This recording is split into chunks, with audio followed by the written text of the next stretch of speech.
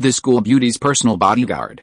This video is purely for entertainment and does not infringe on copyrights or laws. The rights to the novel and image belong to the original author. We do not claim ownership. Don't like waiting and want to listen to this fanfic in full now? Subscribe to our Patreon, where you'll find the best fanfics. Chapter 476 Misunderstanding. That's 500,000. Tang's mother had never seen so much money in her life. She'd been overjoyed when Lin Yi had given her the previous 200,000. Even though 50,000 of that went to pay off Wang Luoyi's debt, leaving only 50,000 for her family, it was still Lin Yi's money, a testament to his thoughtfulness and his care for Tang Yun. So, Tang's mother was beaming happily at the bank card in her hand, feeling incredibly relieved when the phone suddenly rang, startling her. She answered and it was her daughter. When Tang Yun asked where she was, she didn't think twice and instinctively said she was at the bank. But then she regretted it. Lin Yi had clearly been sneaky when he'd given her the money before, not wanting her to know. But now she had exposed it, hoping her daughter wouldn't suspect anything. I'm looking to see how much money your father has left after being hospitalized, so we can figure out how big a store we can buy, she explained quickly. Mom, how much money did Lin Yi give you this morning? Tang Yun's heart tightened.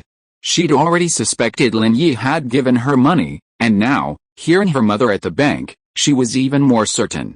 So, Tang Yun didn't even ask if Lin Yi had given her money.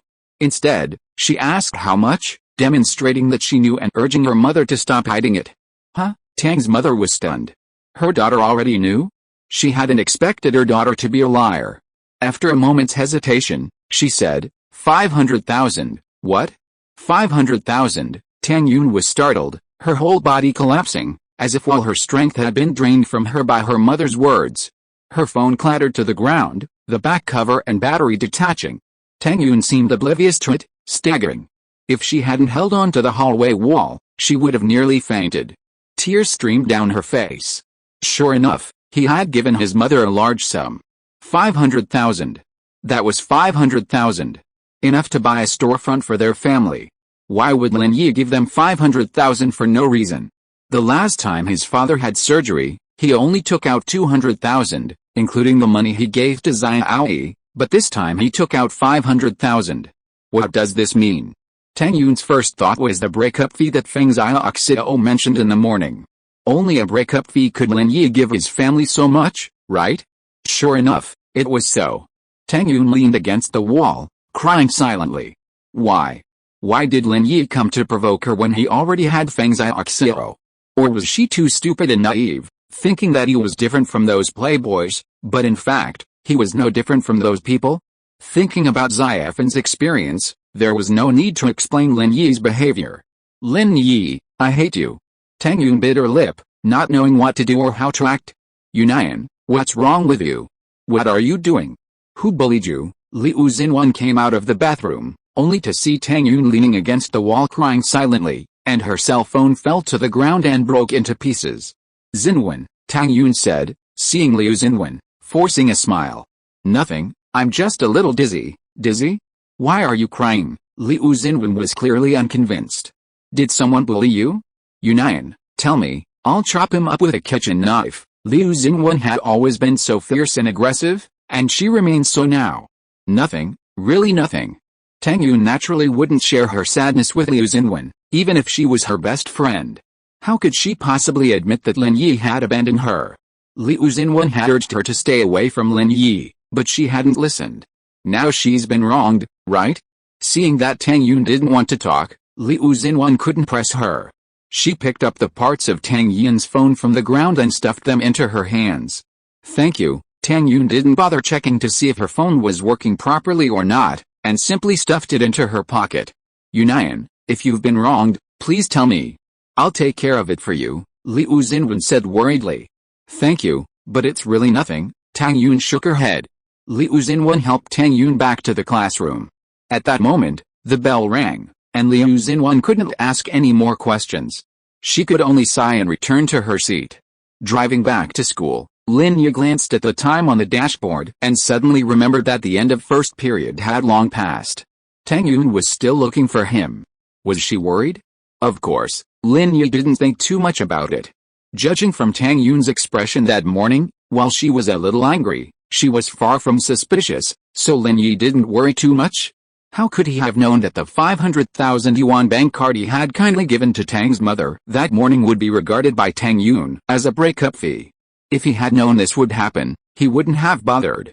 He took out his phone and dialed Tang Yun's number, but the phone was turned off, which made Lin Yi slightly startled. Could this chick be mad because he didn't go look for her after class? Boss, are you calling your sister-in-law? Kang Xiaobo saw Lin Yi making the call and roughly guessed who it was. I promised Tang Yun I'd go look for her after first period, but I was delayed saving you, Lin Yi said with a wry smile. Huh? Really? Then I'll be a sinner forever. Kang Xiaobo was startled and said quickly, Boss, do you think I should go explain to her? No, I'll be fine, Lin Yi smiled. He wasn't used to having others testify. Besides, in his opinion, this wasn't a big deal, so he didn't care. Tang Yun was mad? Feng Xiaoxiao, however, was secretly delighted and clenched her fists. This was great. He had finally managed to piss Tang Yun off. It seemed that trick he used this morning had worked quite well. He must use it more often in the future. Lin Yi called Tang Yun's phone, but it was turned off. He casually put the phone on the dashboard of the car. As soon as he put it down, the phone rang. Lin Yi thought it was Tang Yun calling again, so he picked up the phone and saw it was actually Fatty Lai. Hello? Fatty Lai. Lin Yi picked up the phone casually. Boss, where are you? I have good news. Fatty Lai's voice on the phone sounded very excited. Chapter 477 Tune you up. Oh? What good news? Lin Yi was slightly surprised, and then he guessed that there might be some progress on the matter of the pharmaceutical company.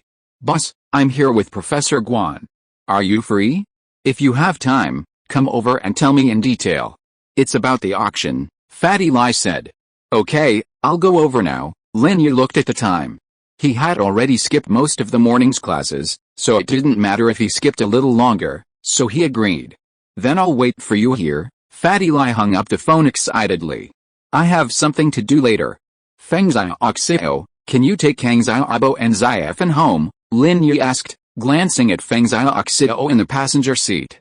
Okay, go ahead if you have something to do. Feng Xiaoxiao was secretly happy in her heart, thinking that it would be better if you didn't go back to school now. By then, Tang Yun would definitely get more and more angry, and if she couldn't see you, she would break up with you. Lin Yi didn't think too much about it. How could he know that Feng Xiaoxiao had all these little thoughts? He drove the car to the gate of Songshan Medical University and got out of the car. Vehicles are not allowed to enter or leave the school's family quarters at will, and unfamiliar vehicles need to be registered. Since Feng Xiaoxiao's car was here for the first time, Lin Yi simply didn't bother and parked at the school gate and walked over. Feng Xiaoxiao sat proudly in the driver's seat, driving Kang Xiaobo and Xiaofan to the shanty town. She wanted to send Xiaofan back first, and it was a good opportunity to ask Kang Xiaobo about Lin Yi on the way. Xiaobo, can you tell me more about Lin Yi? Feng Xiaoxiao asked while driving. Boss, Kang Xiaobo didn't think there was anything wrong at the moment, so he chattered on. After Song Lingshan and Lin Yi left, they called the team to gather everyone, and soon surrounded number 7, Dunmeng Street. Liu Wangli jumped out of the police car and looked at the 3 dead and 1 injured people on the ground, as well as the 2 rescued victims with some surprise. He gave Song Lingshan a thumbs up. Captain Song, you are so awesome.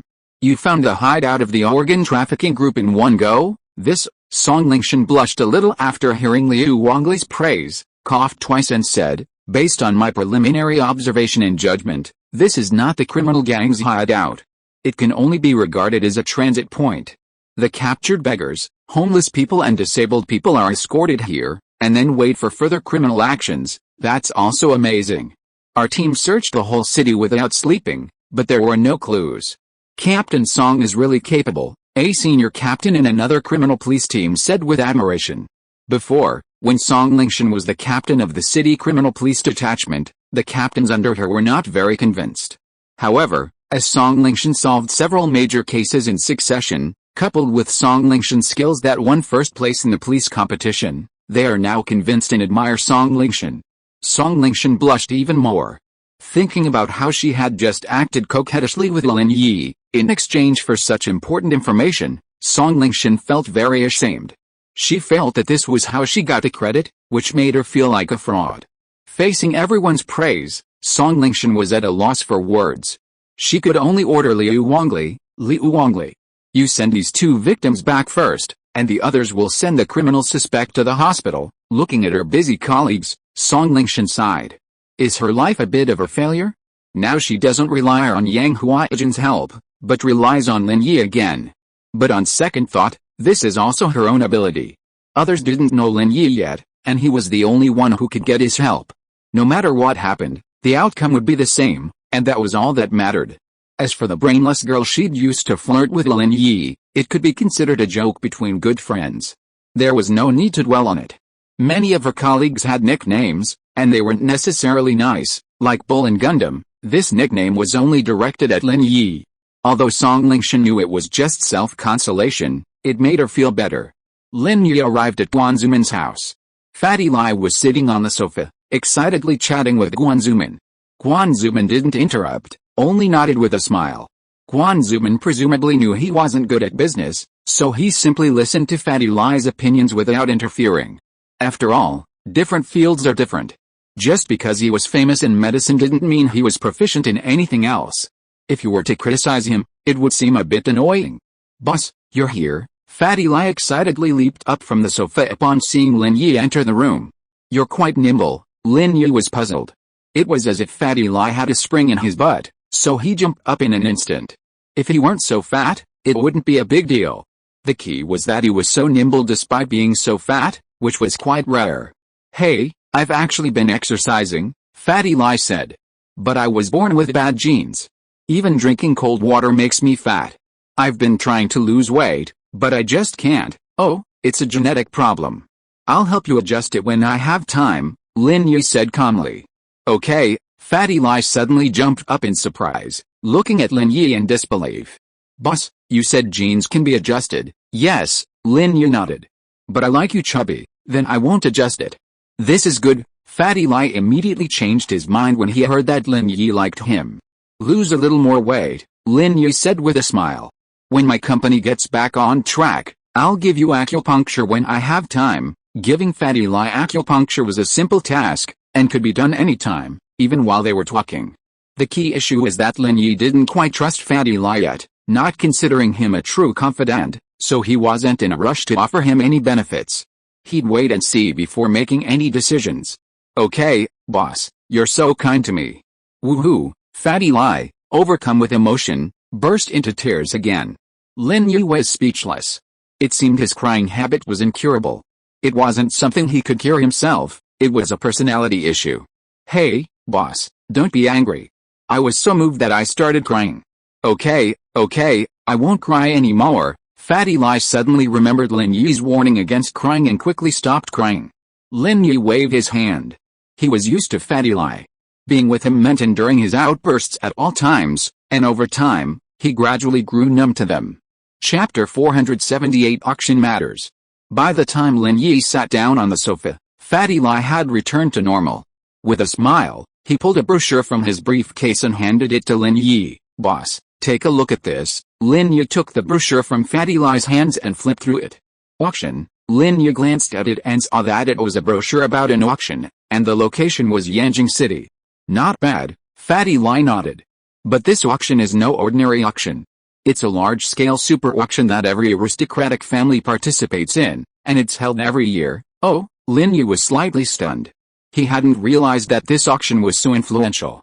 Fatty Lai had obviously wielded considerable influence to obtain the brochure. Mr. Lai is right. I know about this auction.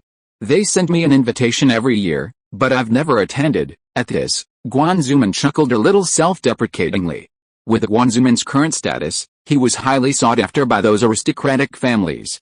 The benefits of a miracle doctor far exceeded those of a profit-seeking partner. What's the point of money if you've lost your life? So, in order to show the importance that the various noble families attach to Guanzuman, they send him invitations every year, and more than one. However, Guanzuman is a man of integrity and would not charge exorbitant fees for his consultations, so naturally he would not attend any auctions.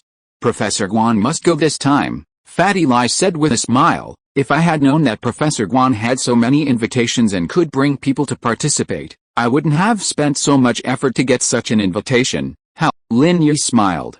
It turned out that Fatty Lai had gotten an invitation to show off, but he didn't expect Guan Zuman to have several, which made him lose the mood to show off.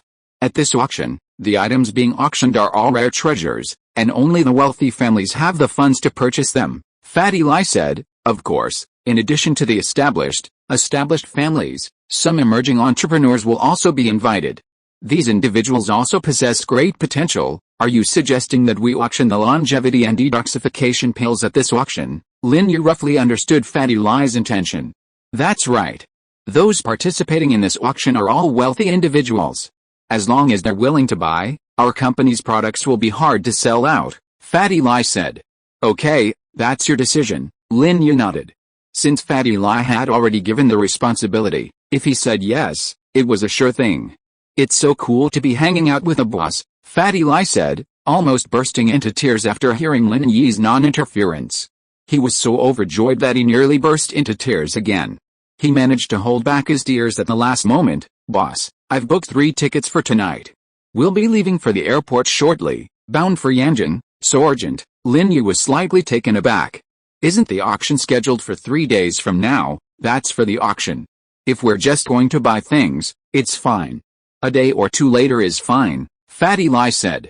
But we're also selling things at the auction, so we have to leave early.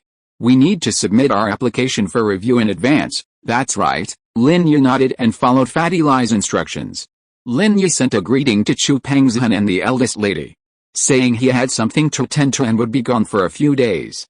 Chu Pengzhan naturally didn't say anything, but Chu Mengyao replied indifferently, be mindful of your status and don't get involved with other women. How? Lin Yi shook his head at Chu Mengyao's message and called Tang Yun again.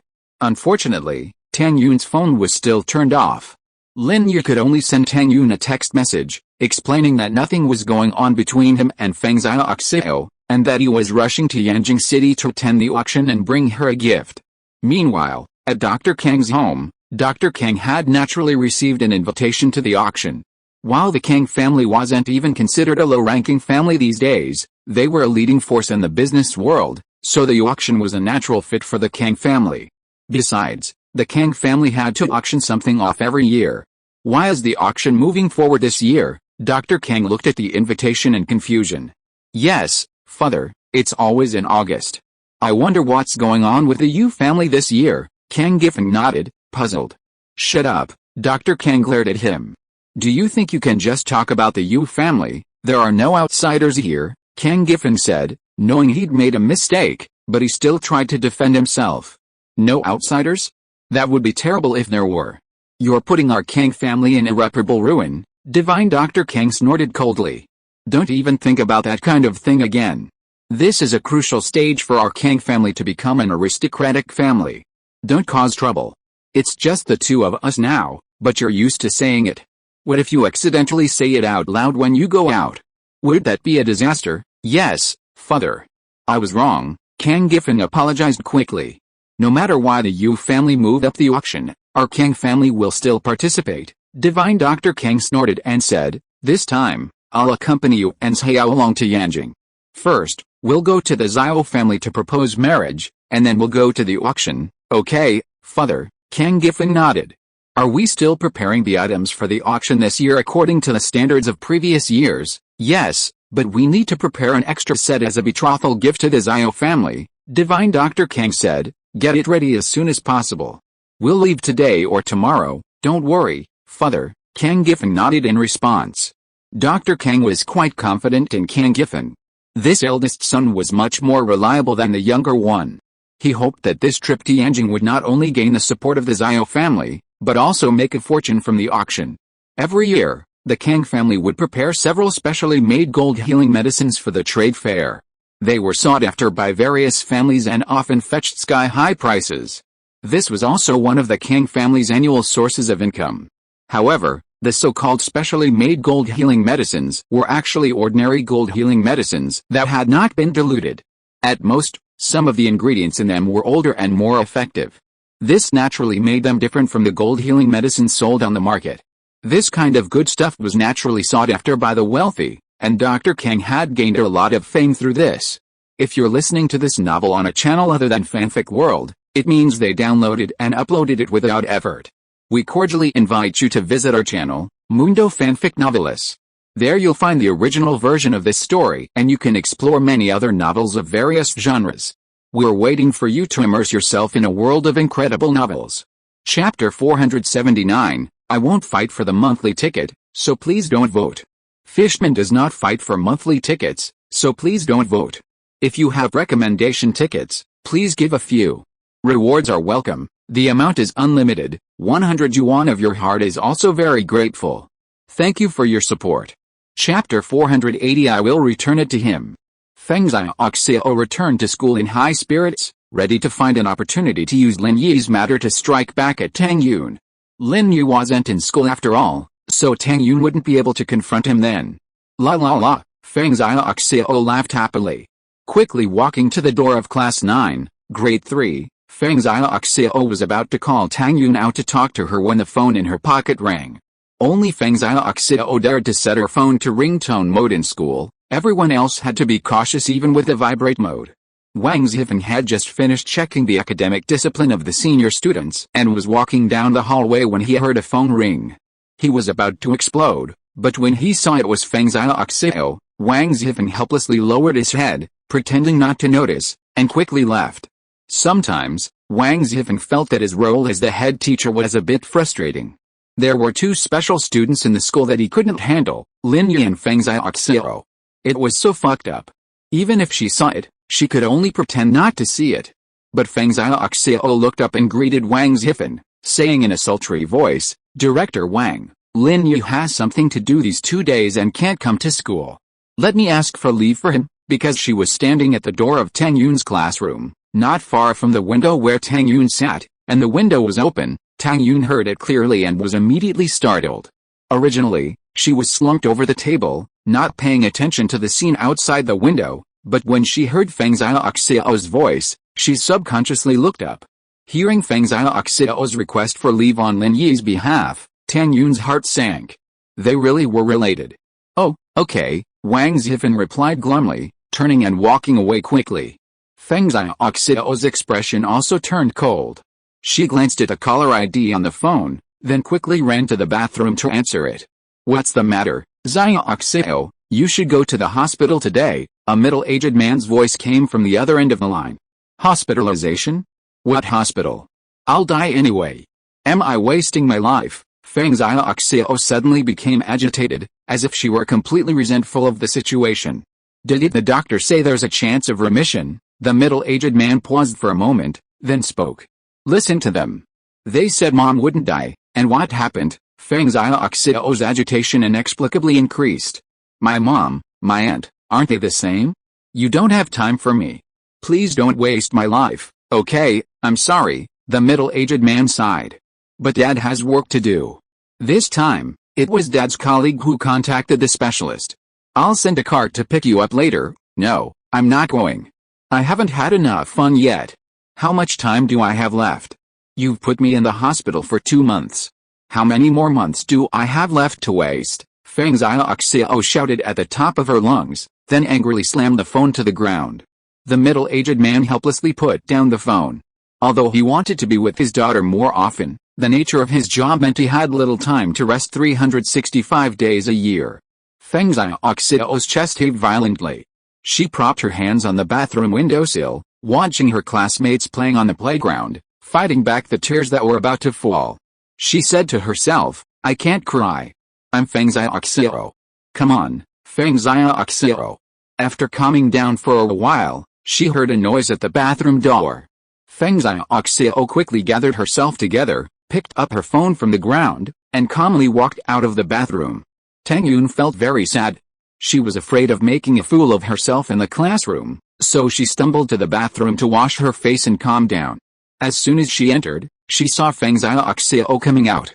She was immediately startled and exclaimed. The look she gave Pengzhan Group was full of vigilance and hostility. Tang Yun didn't know what to do at this moment. She had no similar experience. After all, she was just an 18-year-old girl, a senior in high school. She had never encountered a rival in love before, and her mind was blank. Pengzhan Group was much calmer than Tang Yun. Seeing her, her eyes rolled and she gave her a faint smile. Lin Yi and I are going on our honeymoon. Did he give you the breakup fee? Pengzhan Xiao knew that even though she had hung up on her father, he would definitely send someone to pick her up. Since Lin Yi was out for something, she could just disappear, giving Tang Yun a chance to misunderstand. He did, but I won't take it. I'll give it back. Tang Yun bit her lip and looked up at Pengzhan Xiao stubbornly. Tell him I hate him. Okay, I'll tell him. Pengzhan Xiao was slightly stunned. A breakup fee? How could he really give a breakup fee? What was going on?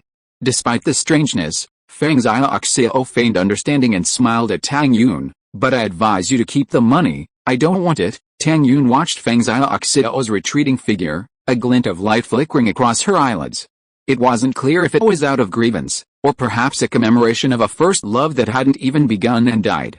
That afternoon, a black Audi A6L with special license plates pulled up in front of Songshan City's First High School.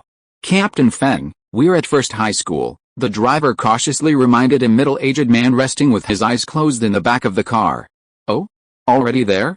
So soon? The man opened his eyes, clearly bloodshot from exhaustion. Turn off the air conditioning, and open the windows for some fresh air. Yes, the driver turned off the air conditioning and opened the windows. The middle-aged man, known as Captain Feng, took out his cell phone and dialed a number. After the call was connected, he said, Zia Oxio, I'm at your school gate. How many days? Pengzhan Xiao knew she couldn't avoid it. Whether she refused or not, her father would come to pick her up. This phone is quite sturdy. Surprisingly, it didn't break. Pengzhan Xiao's phone is a specially customized device given to her by her father. It has a GPS positioning system and is extremely sturdy.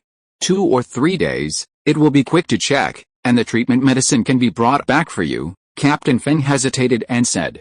Okay, then you wait for me. Pengzhan Xiao agreed happily. Captain Feng was confused. When had his daughter been so happy? Every time she went to the hospital, he had to persuade her and even force her to go. But this time what? Don't you want me to go? Although Pengzhan Xiao hated her father for not accompanying her or her mother, he was her father anyway, and she couldn't help but make a joke. Chapter 481, The Kang Family Proposes Marriage, Part 1. No, then I'll wait for you. Captain Feng was puzzled. What was wrong with his daughter today? Why was she so strange? But since Pengzhan Xiao had volunteered, there was no need for him to say anything. Pengzhan Xiao had agreed so readily because Lin Yi was away at school for something, and if she left, one could imagine how devastated Tang Yun would be. Humph, going against me? That would be a tragic outcome. Pengzhan Xiao waved her fist and turned to go downstairs. Once outside the school gate, she saw the Audi A6L at the gate and opened the door without saying anything, getting in. Zia Xiao, the doctor who'll be treating you this time is Dad's colleague, a specialist in genetic diseases. Captain Feng waited for Pengzhan Xiao to get into the car and said to her kindly. Captain Feng's name was Feng Xianlong, and he was a special agent. Due to his work, he couldn't be with Pengzhan Xiao every day. While he felt a little regretful, he had no regrets. Having chosen this path, he had to stick with it. Oh, another expert, Pengzhan Xiao replied calmly. She'd seen countless experts since she was little, but each time she'd gone hoping only to return disappointed. Pengzhan Xiao had become almost numb. Instead of wasting time on medical treatment, she could rather squander her youth and life to the fullest. At least even if she died, she wouldn't regret it. Feng Xianlong shook his head, expecting his daughter's attitude, and said nothing more.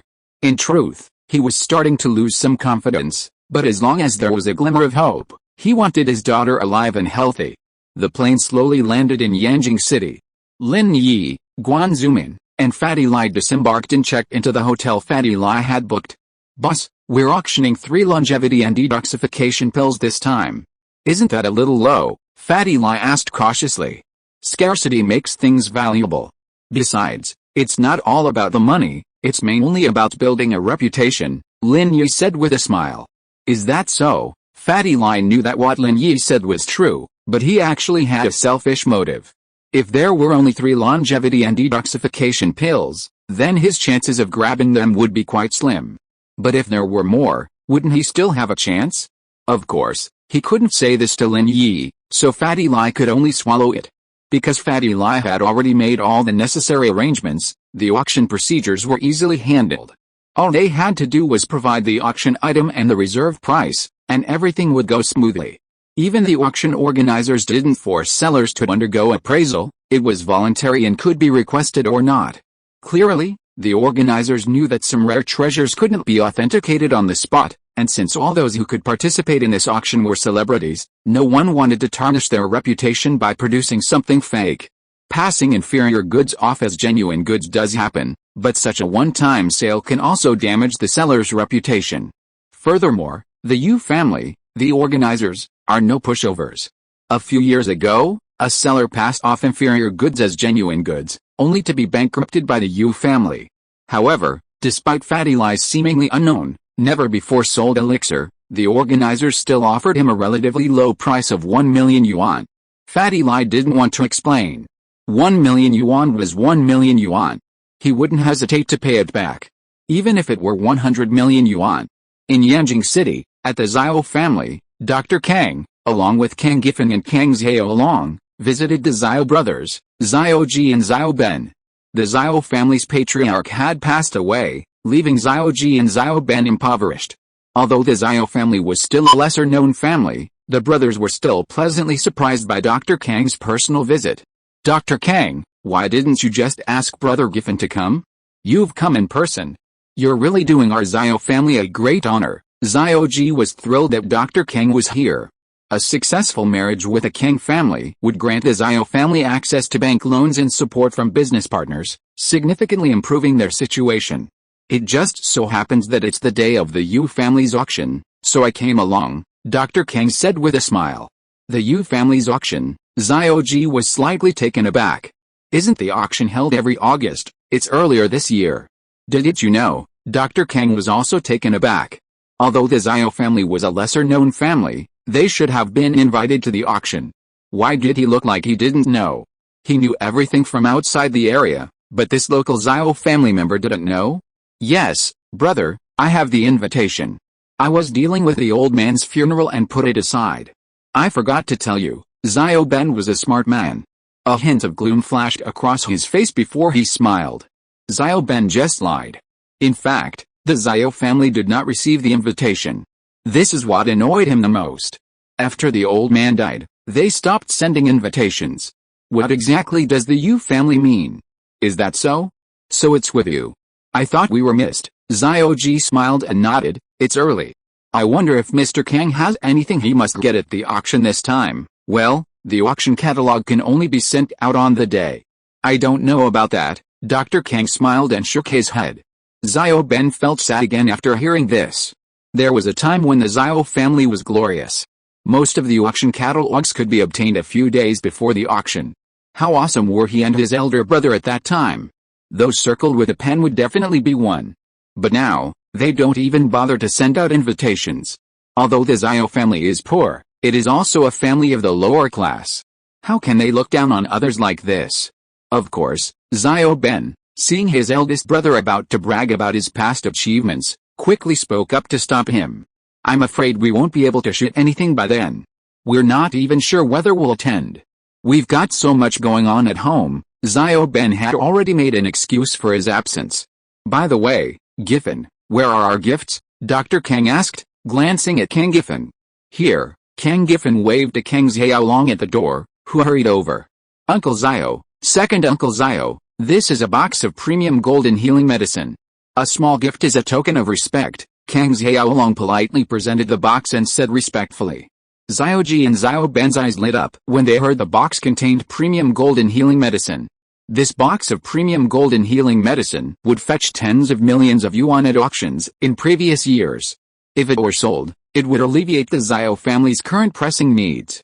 Chapter 482, The Kang Family Proposes Marriage, Part 2. Under normal circumstances, they wouldn't care about the 10 million, but now, they were extremely excited. Is this young man Kang Xiaolong?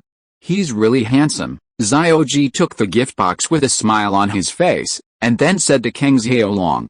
Uncle Zhao, I am Kang Xiaolong, Kang Xiaolong said politely.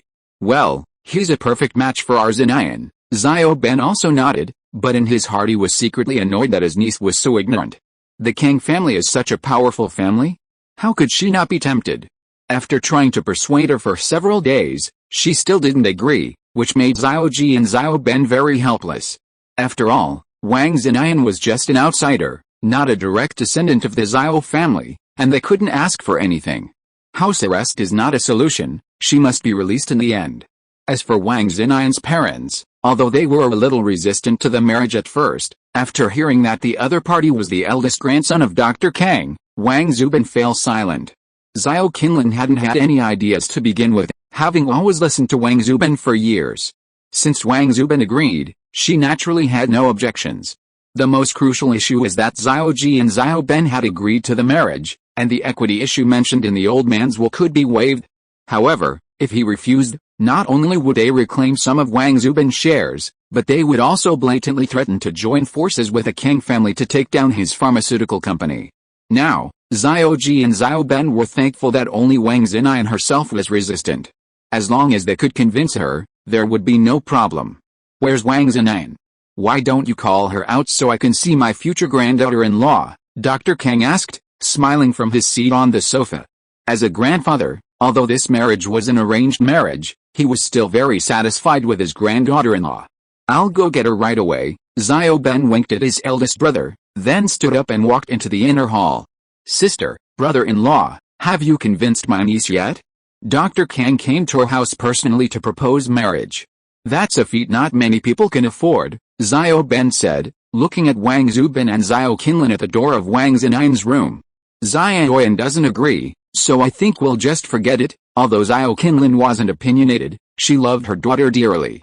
Seeing her unhappy, she naturally didn't want to see the marriage. Or maybe you're just a woman with long hair and short knowledge. Xiao Ben was stunned, then said angrily, what kind of family does Dr. Kang have? His eldest grandson, Kang Xiaolong, is the future heir to the Kang family. How can Zinayan be at a disadvantage by marrying him? Qinlin, I've heard of Kang Xiaolong. He's both a fine student and a perfect character. He has no bad habits. I've also been asking around, and he's never even had a girlfriend. I don't think he'll treat Zinayan badly. Wang Zubin spoke up at this point. Although he was worried about problems at the company, he also didn't want his daughter to be unhappy, so he secretly had someone investigate Kang Xiaolong.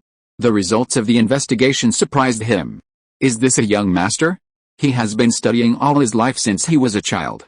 Now he has a doctorate degree and is still pursuing a double doctorate. What's more, he doesn't have the habit of playing with women like those dandy young masters. He has never had a girlfriend since he was a child. This is completely different from his cousin Kang Xiaoming. So after getting this investigation report, Wang Su no longer rejected this marriage. Where can he find such a good son-in-law? Not only is he good at studying, but he also has a good character, and most importantly, he has a good family background. With the support of Dr. Kang, is there any need to worry about the development of his own pharmaceutical chain company? Really? But Xiaoyan doesn't like it. We haven't even met, so how can there be any emotional basis? Xiao Qinlin didn't refuse because she knew that Kang Xiaolong had good character. However, she was still hesitant when she thought that her daughter had no feelings for him. Can't love be cultivated? Besides, this is just an engagement. If things don't work out in the future, we can always cancel it, Xiao Ben said. We're just using the name of an arranged marriage to benefit both of us. Let the two children get to know each other first. Maybe they'll develop feelings for each other. Is that so? Xiao Qinlin thought. Her second brother's words made sense. It was just an engagement, not a marriage. They should let the children get to know each other first and see if they could stay together. If not, they could cancel the engagement. Yes, Dr. Kang and his family are waiting outside. Hurry and get Zinayan out, Xiao Ben urged, fearing that Dr. Kang would be anxious. Okay then, Xiao Qinlin went into the inner room and, after a moment, pushed Wang Zinayan, who looked completely stunned, out. Wang Zinayan couldn't understand why her parents had been persuaded by her eldest and second uncles to get her engaged to someone they didn't know. Although her father listed many reasons and praised Kang Xiaolong's great qualities, Wang Zinayan simply didn't like him. There was no way she could fall in love with someone she didn't know. Dad, is your company really that important? Wang Zinayan raised her head and looked at her father, hoping that he would change his mind. Wang Zubin was a little embarrassed, but the company was his life's work, and he didn't want it to be ruined. I understand, Wang Zinayan sighed and said lightly, I can go out with you, but I haven't agreed to get engaged. Okay, let's go out first and talk about it. Don't say anything when the time comes. Maybe you will like him after seeing him, Xiao Bunshi said. Kang Xiaolong is a rare young talent. Wang Xinayan didn't say anything else. It's useless to say anything more. Her parents have agreed to it. How can Wang Xinayan fight? How can she change? But she has no intention of marrying a stranger. Anyway, it's just an engagement, not marriage. She will find a way to escape when the time comes. Wang Xinayan will never accept a marriage arranged by her family. What era is this? There are still arranged marriages? Wang Xinayan was brought to the Xiao family hall by Xiao Ben. Kang Xiaolong was immediately attracted by Wang Xinayan's beautiful figure. Although he has never had a girlfriend, that was just to show off in front of his grandfather. In fact, he is very shy and has been longing for a woman for a long time. Now, this Wang Xinayan will be his fiancée. Kang Xiaolong no longer needs to hide anything. No matter how he treats Wang Xinayan, his family will not say anything. Wang Xinayan frowned with some disgust.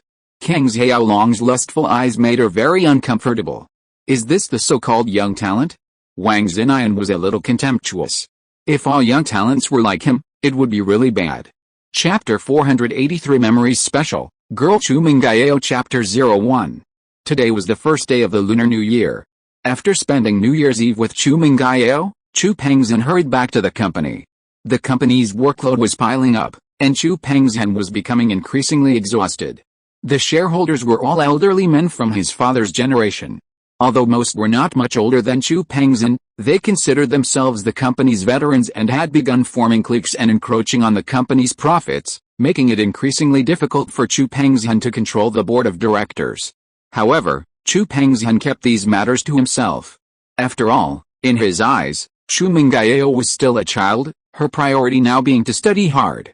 It was not yet time for her to get involved in the company's affairs. Chu Mengyao was puzzled by her father's busy schedule. He thought it was enough to have enough money, so why did he keep trying to earn more? At that moment, Chu Mengyao didn't understand that sometimes, some things, couldn't be let go. It seemed that if Chu Pengzhan didn't have to do everything himself, the company would have no problem maintaining profitability at its current pace. However, he feared that if he continued like this, the company would go bankrupt within 3 years. Now Chu Pengzhan has to personally oversee everything every day, and these shareholders under him can still find some loopholes to take advantage of and enrich themselves. If Chu Pengzhan lets go, then the company will probably be devoured by these vampires and bankruptcy is the only outcome. This is the company left by Chu Pengzhan's father, Chu Sanhua. Chu Pengzhan cannot let it be destroyed in his hands. Therefore, he would rather suffer a little hardship and fatigue, but he must hold on. He just hopes that Chu Mengyao will understand the difficulties of his father in the future. Watching her father's Bentley leave the villa, Chu Mengyao took out her phone and called her best friend Chen Yushu in the villa across the street. Hey, Xiaoshu, what are you doing? Chu Mengyao was bored, so naturally she went to play with her best friend Chen Yushu.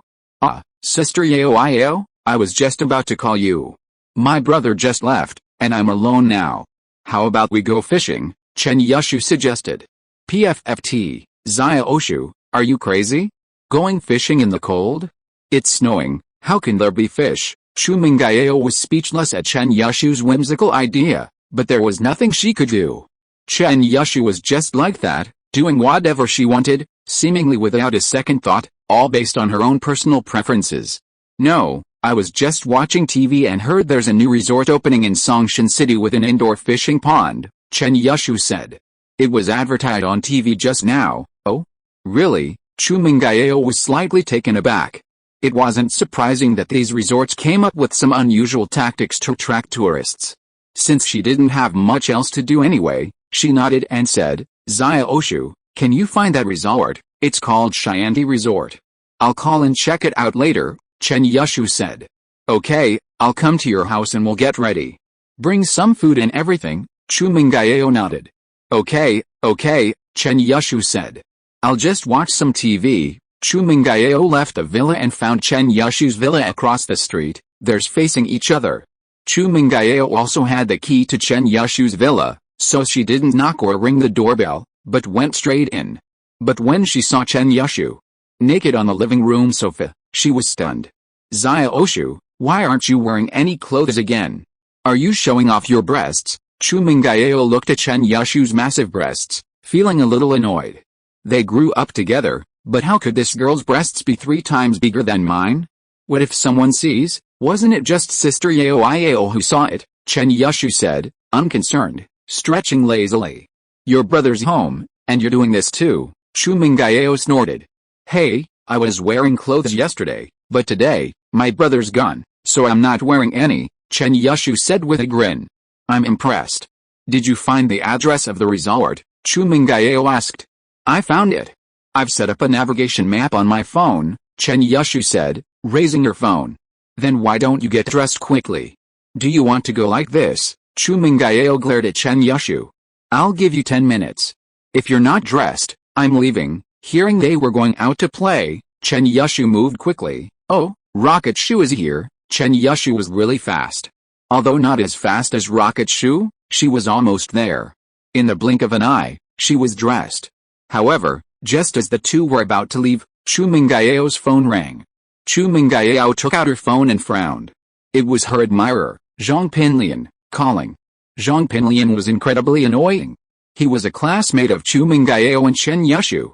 He took advantage of the fact that his uncle was a major shareholder in his father's company and was always trying to get close to Chu Mengyao. So, Chu Mengyao didn't want to answer the call and just hit the hang-up button. But she didn't expect Zhong Pinliang to be so persistent. After hanging up, he called again, leaving Chu Mengyao with no choice. Xiaoshu, you answer it. Chu Mengyao had no choice but to hand the phone to Chen Yushu. Okay, Chen Yushu took the phone and answered it casually. Xiaolangzi, what can I do for you? Oh, Xiaoshu? Zhong Pinliang was stunned, and his face was immediately filled with black lines. Only Chen Yushu dared to call him Xiaolangzi. As one of the 4 school villains, Zhong Pinliang was a very powerful figure in the school. It's me, what can I do for you? Chen Yushu asked. Well, it's like this. It's Chinese New Year, and I want to invite you and Yao out to play. Brother Zhu gave me a VIP card a while ago, which allows me to visit his newly opened Xiandi resort. I thought of you guys right away, Zhong Pinliang said. The Zhu brother he mentioned is Zhu Ruiming, one of the 4 evil young men in Songshan No. 1 middle school. Zhu Ruiming's father is Zhu Xiandi, the boss of Xiandi Entertainment Company, Limited in the city. Xiandi Entertainment Company, Limited is actually a half-black and half-white company with some gray businesses. Zhu Ruiming and Zhong Pinliang have a good relationship in school, so after his family's resort opened, he gave Zhong Pinliang a VIP card. Chen Yushu was stunned after hearing what Zhong Pinliang said. She didn't expect that the place Zhong Pinliang invited them to go was the place they were going to. However, Chen Yushu was also annoyed with Zhong Pinliang. She didn't want to have an annoying guy next to her when she was having fun, so she said, we can go by ourselves. You don't have to take us. Chapter 484, Cousin Visits Again. Kang Xiaolong was taken aback when he saw the flash of disgust in Wang Zinayan's eyes, then he understood what was going on. It seemed Wang Zinayan was a girl with high standards, unlike those vain, materialistic women who were so excited to see a wealthy and noble man like him that they almost wanted to throw themselves at him. However, the more Wang Zinayan acted like this, the more Kang Xiaolong was tempted. Although he wouldn't say anything, he certainly wouldn't be happy if he married a woman who was greedy for money. Wang Zinayan's performance was just what he wanted, and the desire in Kang Xiaolong's eyes faded, and his previous clarity returned. He was a man of great ambition, and his ability to persevere through so many years of hard study was a testament to his fortitude. Hello, Wang Zinayan, my name is Kang Xiaolong. I hope we can get along well. Kang Xiaolong extended his hand and spoke warmly to Wang Zinayan. If Kang Xiaolong had been like this from the beginning, Wang Zinayan wouldn't have resented him as much as she did now. After all, he was also a victim of family interests. Even if Wang Zinayan didn't like him, she wouldn't have resented him. But the desire in Kang Xiaolong's eyes had already revealed the impurity in his heart, which made Wang Zinayan feel very disgusted. She glanced at the hand that Kang Xiaolong stretched out and said lightly, I'm sorry, I was locked up by my family before and I haven't washed my hands for a few days. Kang Xiaolong was stunned, and then his face became gloomy, but that was only for a moment, and then he returned to normal again. He was very annoyed that Wang Zinayan didn't give him face. She said in public that she was actually forced. How could Kang Xiaolong feel? But Kang Xiaolong absolutely couldn't turn against Wang Zinayan at this moment. First, Wang Zinayan was the woman who made her heart beat. It wouldn't hurt to pursue such a woman. Secondly, for the sake of the family's interests, he, a junior, couldn't fall out with his Zhao family.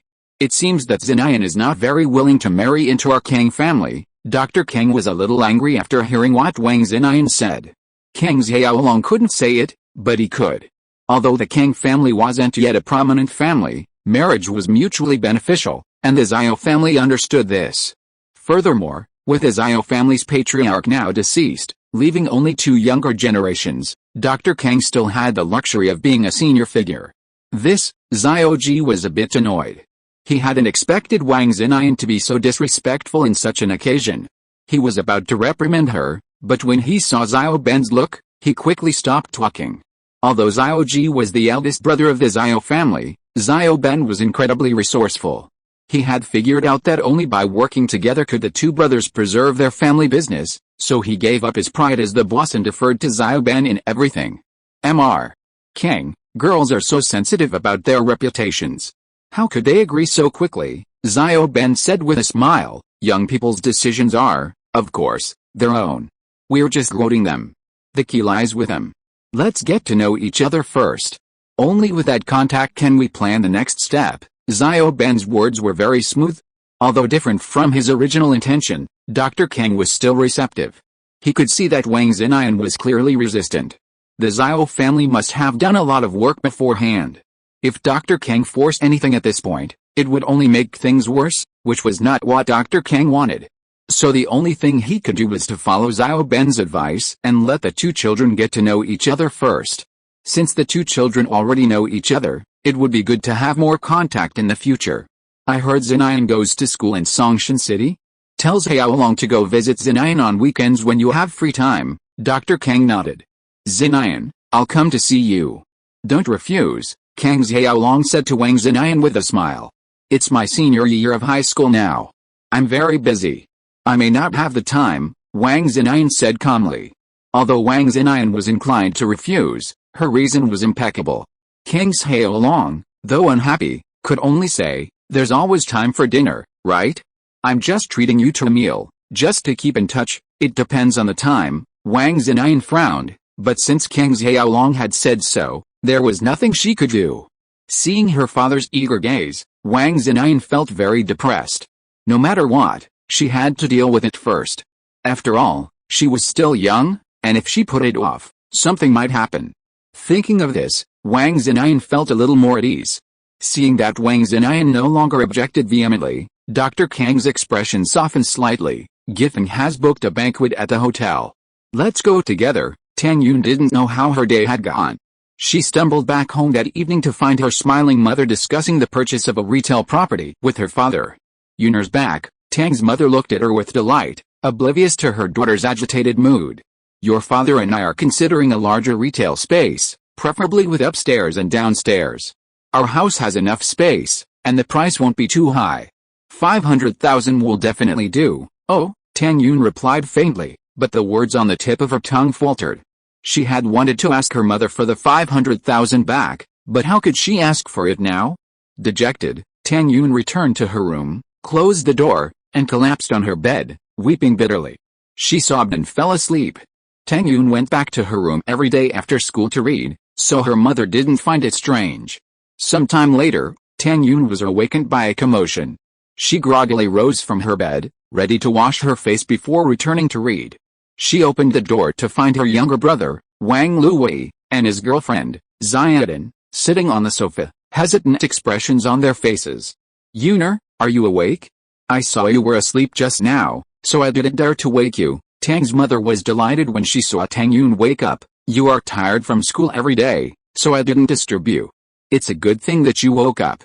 I still need your help with Xiaoyi's problem. Tang Yun was slightly stunned. What's wrong with Xiaoyi, sister? You have to help me. Xiaoyi looked at Tang Yun with frustration and begged, you have to save Xiaodan. What's wrong? What trouble have you caused again? Tang Yun was already in a bad mood, and now that she heard that Xiaoyi was in trouble again, she was naturally even more unhappy. Xiao also saw Tang Yun's unhappiness, and dared not speak any more. Xiao could see it, and Tang's mother could naturally see it too. She glared at Tang Yun. Why, now that you are rich? You don't care about your brother. What, am I rich? Tang Yun frowned. I didn't say I don't care about him. Chapter 485. How can I pay it back?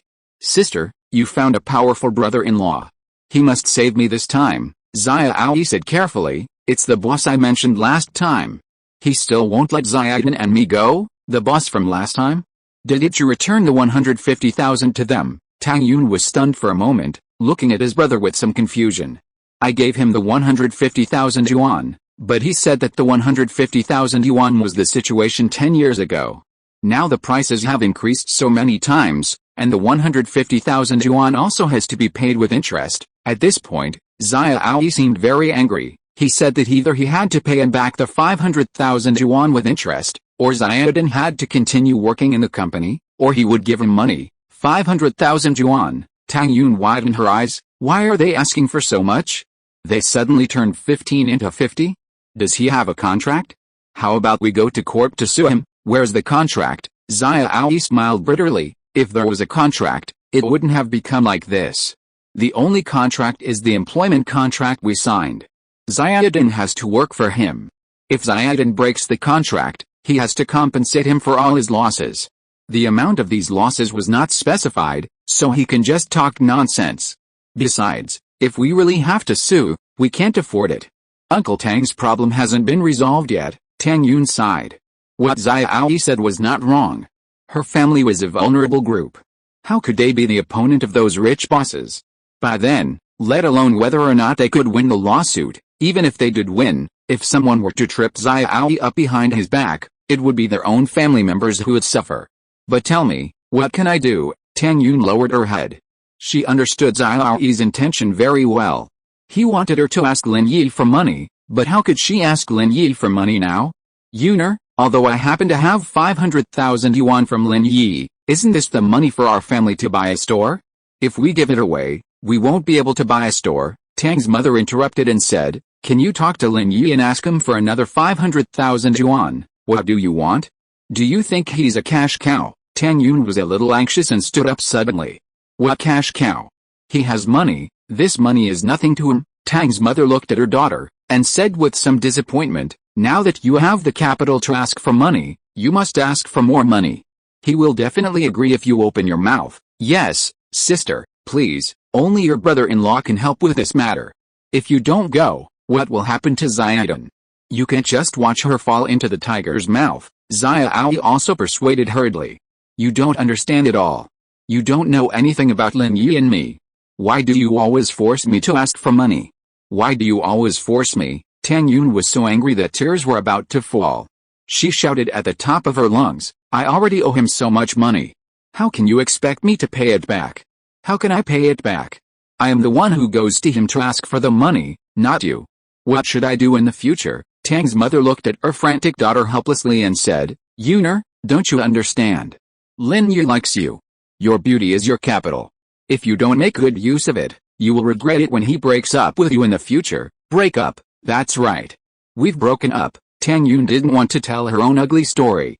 But she was really forced into a corner, so she had to say hatefully, he no longer wants me. Are you satisfied now? The money this morning was the breakup fee he gave me. Tang's mother was stunned at this time. Tang's father, Xiao and Xiaodan were also stunned at once. Yuner, what did you say? Lin Yi broke up with you? Are you kidding? Are you kidding? What are you kidding? Do you think I'm joking? Tang Yun said, thinking of the sad things that happened today and the grievances she was suffering now. Her eyes turned red and tears flowed out uncontrollably. Tang's mother was a little overwhelmed when she saw her daughter crying. Although she was a snobbish person, she was on Tang Yun's side in the end. She quickly picked up her daughter and said, Yuner, don't cry. Let's break up. Mom said he was a piece of shit, a playboy with a heart of a wolf and a lung of a dog. When Tang Yun heard her mother say that, she found it a little funny and couldn't help crying and laughing. Mom, didn't you say he was a good person at the beginning? Tang's mother was suddenly embarrassed. Yuner, did he take advantage of you? No. Tang Yun shook her head. I told him that he couldn't take me to meet his parents before. That's good. That's good. Tang Yun was overjoyed when she heard it. Since he didn't take advantage, then forget it. We also made 700,000 for free, which is a big profit. Mom, what did you say? The money must be returned to him. Tang Yun was anxious when she heard that her mother was going to embezzle Lin Yi's money. How could I owe him so much money? What's the big deal? He dumped you, not you. Besides, it's a breakup fee, so we deserve it, Tang's mother said nonchalantly. Xiao Yi was stunned. He had never expected that his sister and Lin Yi had broken up. He had been counting on his sister to borrow money, but now. Sister, what about my business? Xiao Yi lowered his head in frustration. Xiaodan, standing beside him, also had a look of despair on her face. Xiao Yi, don't worry. I'm not going to buy anything at the store anymore. I'll give you the money first. Although Tang's mother was snobbish, she was not the kind of cold and heartless person. She was very generous to her family. Even if I'm in trouble, I can't let you and Xiaodan suffer. So, you can give the money to them later, Mom. You still want to touch that money? I told you to pay it back to Lin Yi. Tang Yun was anxious when she heard this. She had already told Feng Xiaoxiao today that she would pay Lin Yi back. How could she touch that money again? Of course the breakup fee is yours. Do you want to watch your brother go to a dead end? Tang's mother glared at Tang Yun. It's good enough that he asks for another sum of money, but give it back to him. Tang Yun was speechless. Yes, the money had to be returned, but Xiao Yi's affairs could not be ignored. So what should I do? But if I really took the money with a clear conscience, how would Lin Yi look at me? He would definitely look down on me, and Feng Xiaoxiao would definitely laugh at me for being vain and hypocritical. For a moment, Tang Yun was a little embarrassed. Yuner, why are you so stupid? He played with you. Isn't it normal for him to give you money? Tang's mother snorted. What do you mean by playing? Mom, why are you saying such harsh words? Tang Yun blushed suddenly. If you're listening to this novel on a channel other than Fanfic World, it means they downloaded and uploaded it without effort. We cordially invite you to visit our channel, Mundo Fanfic Novelis. There you'll find the original version of this story and you can explore many other novels of various genres. We're waiting for you to immerse yourself in a world of incredible novels. Chapter 486 Sending Money to Your Door. Play around, or let it go. Tang's mother waved her hand. Alright, it's settled. We'll go with Xiao Yi to find that big boss later. Tang Yun felt a little guilty about using the money, but she had no other choice. It was her family's bad luck, all the bad things happening at once. Sister, don't be sad. That scoundrel is blind. Don't worry, I'm Xiao Yi, and I'll definitely return the money. Xiao Yi, knowing her sister's concerns, tried to persuade her. I won't make it hard for you. Yes, Tang Yun nodded, feeling somewhat comforted. At least Xiao Yi wasn't the kind of person who would just ask her for money. His kindness was enough. The bank account was opened in her name, so to withdraw 500,000 yuan in one go, she naturally had to go in person. She found a 24-hour bank, withdrew the money, and then, along with her mother, Xiao Yi, and Xiaodan, took a taxi to the big boss's neighborhood. Right here? So grand. Tang's mother looked at the luxurious residential facilities and beautiful houses, and couldn't help but feel a little envious. When will our family be able to live in such a nice house, Auntie? This is Caianhu waterfront. One of the most upscale residential areas in the city. Those who live here are all wealthy, and a house here costs tens of millions. Xiao Yi had been here several times, so he was quite familiar with the local market. Tens of millions? That's so expensive. Tang's mother was shocked when she heard this, and looked at her daughter with regret. I was thinking that your daughter would find a rich husband, and your uncle and I would have the opportunity to live in such a luxurious house in the future. Now it seems that's impossible. Mom, what are you talking about? Tang Yun frowned. This was already a painful matter for her, and she didn't want to talk about it anymore, but her mother insisted. No. Tang's mother was thinking about finding an opportunity to talk to Lin Yi and see if there was any chance of reconciliation. But these wealthy young men's families might have arranged marriages already, otherwise why would he suddenly break up with her daughter without any warning? There must be a reason. Tang's mother was a seasoned veteran, naturally more cunning than Tang Yun could imagine. Furthermore, she didn't know about Feng Xiaoxiao's situation, so she assumed there must be some hidden agenda behind Lin Yi dumping her daughter. So, Tang's mother thought, even if Lin Yi was already engaged and couldn't marry her daughter, could she still be her mistress? Well, her demands aren't high, Just buy her a luxury house right here on the waterfront. If that doesn't work out, she'll have to ask Lin Yi for more money. She can't let him get away with it for nothing. Even if he didn't do anything to her daughter, he'd still hurt her feelings. Tang Yun didn't know her mother was thinking these snobbish things again. Her mind was still simple, so she naturally wouldn't have imagined her mother even having such embarrassing thoughts. If she knew, she'd be furious. But it wasn't Chang's mother's fault for being so snobbish. The world's fickleness had truly made her feel poor and frightened. After all the hardship for so many years, she didn't want her daughter to suffer anymore, so even the thought of being her mistress came up. It wasn't her fault. Here it is. Xia Aoi pointed to a detached mansion and said to Tang Yun and her mother, Mr.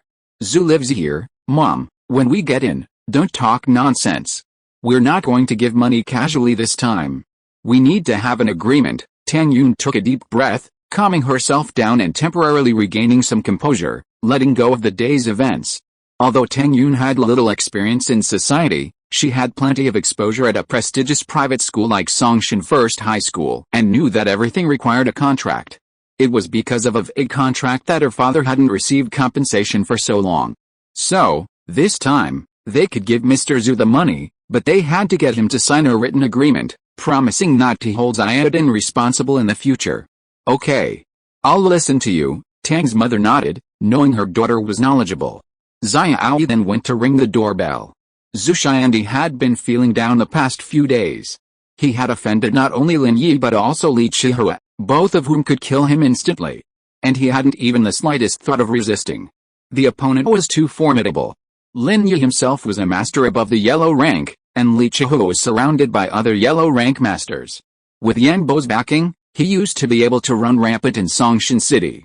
Now that Yan Bo had been crippled by Lin Yi, how could he dare to go out and show off? Damn it. I thought Zhu Xiandi was a big shot in Songshan City, but I didn't expect him to be so pathetic now. Zhu Xiandi poured himself a glass of red wine and downed it in one gulp, speaking somewhat gloomily. But despite his frustration, he was still thankful. Although he had offended Li Chihua, it wasn't a deep-seated grudge, it was simply that they hadn't cooperated with him. Li Chihua wouldn't bother him about it. Lin Yi had also promised not to pursue the matter, so Zhu Xiandi felt a bit better. Otherwise, he'd probably be losing his mind by now. Fortunately, a charming young woman would soon show up for him to play with, bringing some relief to Zhu Xiandi's troubled mood. Hearing the doorbell, Zhu Xiandi straightened his clothes. He knew it must be Xiaodin. He'd already given Xiaodin an ultimatum, bring the money or clean up and send her back tonight. The nanny had already opened the door, and Zhu Xiandi strolled out of the study and headed downstairs to the living room. Tang Yun, her mother, Xiaodin, and Xia Aoi arrived in the living room and sat awkwardly on the sofa. Xia Aoi and Xiaodin were relatively calm, having been there several times before, but Tang Yun and her mother were new to this luxurious house and felt a bit overwhelmed. Xiaodin, are you here? Are you going to give money or give it to someone? Zhu Xiandi asked as he descended the stairs. He was slightly startled to see 4 people sitting on the sofa. However, because the sofa in the living room faced away from the stairs, Zhu Xiandi couldn't see who was coming. Mr. Zhu, we brought the money. Xia Aoi stood up and turned to Zhu Xiandi. What? Money? Zhu Xiandi was stunned, a sudden surge of anger rising to his head. He never thought that Xia Aoi could come up with another 500,000 yuan. How could this be possible? Xia Aoi and Xiaodin were both from rural areas. Even if they borrowed from the whole village, they probably couldn't come up with so much money, right? He had already made a plan and was waiting to use Xiaodin to relieve his anger in the evening to relieve the depression that Lin Yi had brought him over the past 2 days. He didn't dare to do anything to Lin Yi, but this Xiaodin, he. Chapter 487, Scared to the Bone. However, Xia Aoi's words shattered Zhu Xiandi's fantasy. His dream vanished in an instant, and Zhu Xiandi was immediately furious. Yes, we brought 500,000 yuan. We hope that Mr. Zhu will let Xiaodin go? Xia Aoi nodded and said, although he felt a little reluctant. After all, the money could save Xiaodin, so he was willing to do it. HMPH, where's the 500,000 yuan? Although Zhu Xiandi was annoyed, he had already made an agreement and it was difficult to go back on his word. He could only ask coldly, hoping to find some fault and use it as an opportunity to attack. It's with my sister, Xia Aoi said. Sister, take a look at him. Tang Yun heard the voice sound very familiar, and coupled with Xiao's previous mention of him as Mr. Zhu, Tang Yun suddenly realized that she knew this Mr. Zhu. He was Zhu Ruiming's father, Zhu Xiandi. Thinking of the whole person, Tang Yun was suddenly frightened.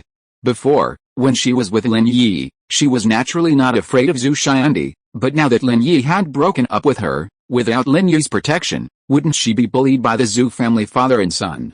Thinking of this, Tang Yun regretted coming here. She was afraid that Zhu Ruiming would do something excessive again.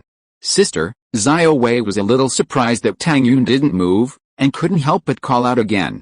Zhu Xiandi saw Tang Yun's delicate and charming figure from behind, and he couldn't help but feel a little moved. His mind was filled with dirty thoughts, and he said with a lewd smile, "Oh? Your sister is here too?" Tang Yun was even more frightened when she heard Zhu Xiandi's disgusting voice filled with desire.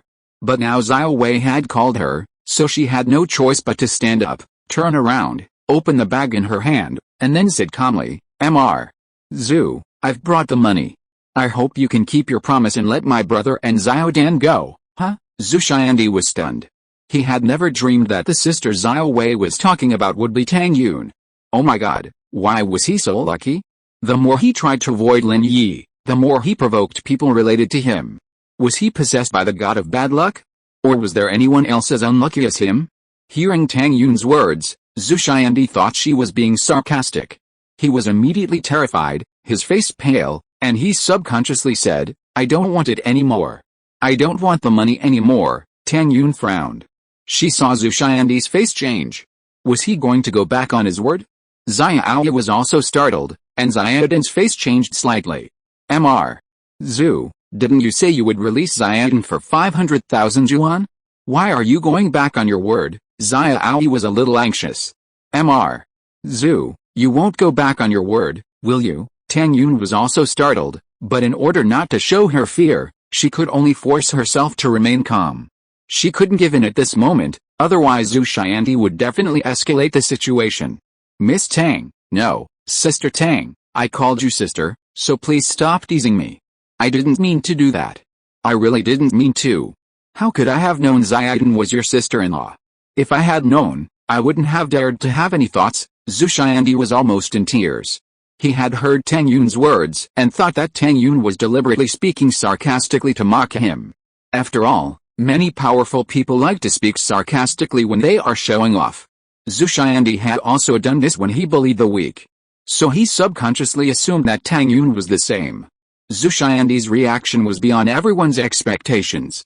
Xiao and Xiaodan were stunned, and so was Tang's mother. They couldn't understand why Zhu Xiandi's attitude had taken such a 180-degree turn after meeting Tang Yun. Tang Yun frowned.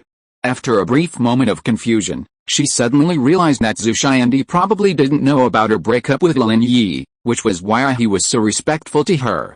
She could use this opportunity to leave, but she was worried that Zhu Xiandi would come back to trouble Xiao after learning about her breakup with Lin Yi. It seemed that he wasn't just being sarcastic before, but really didn't want the money anymore.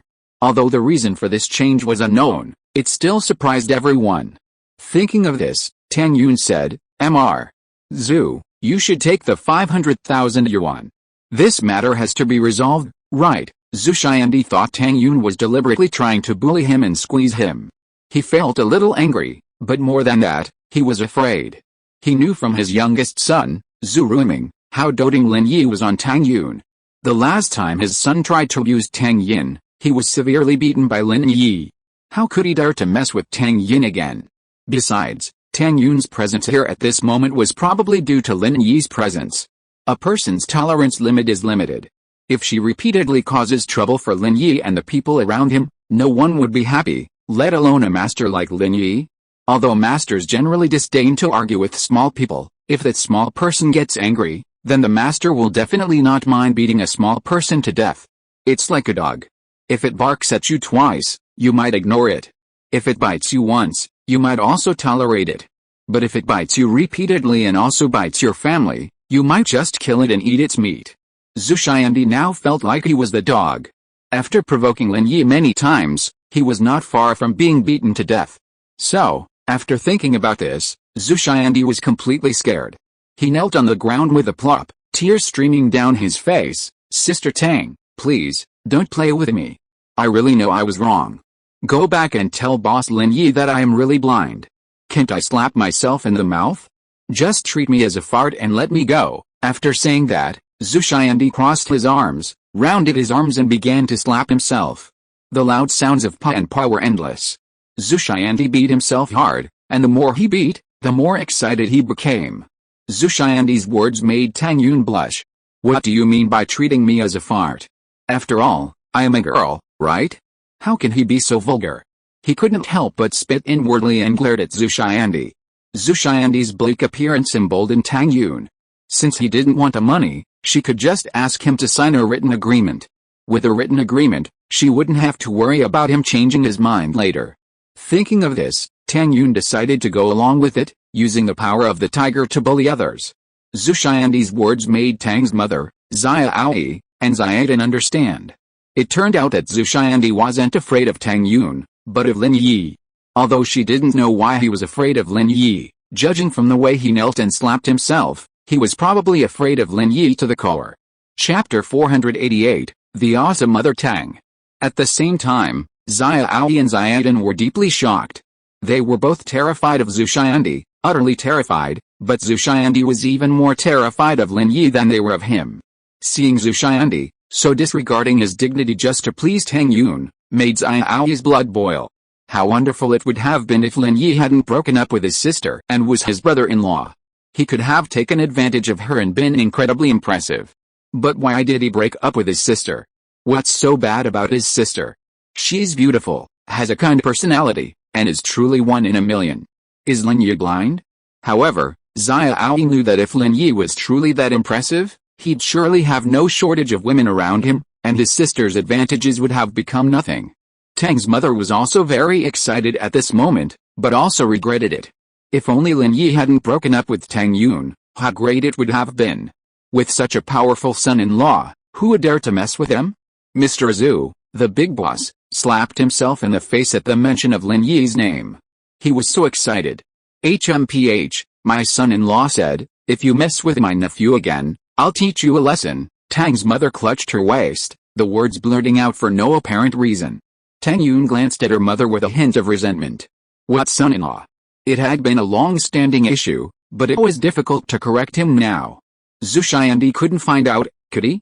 So, there was nothing she could do but let her mother ramble on. I wouldn't dare, Zhu Xiandi said quickly.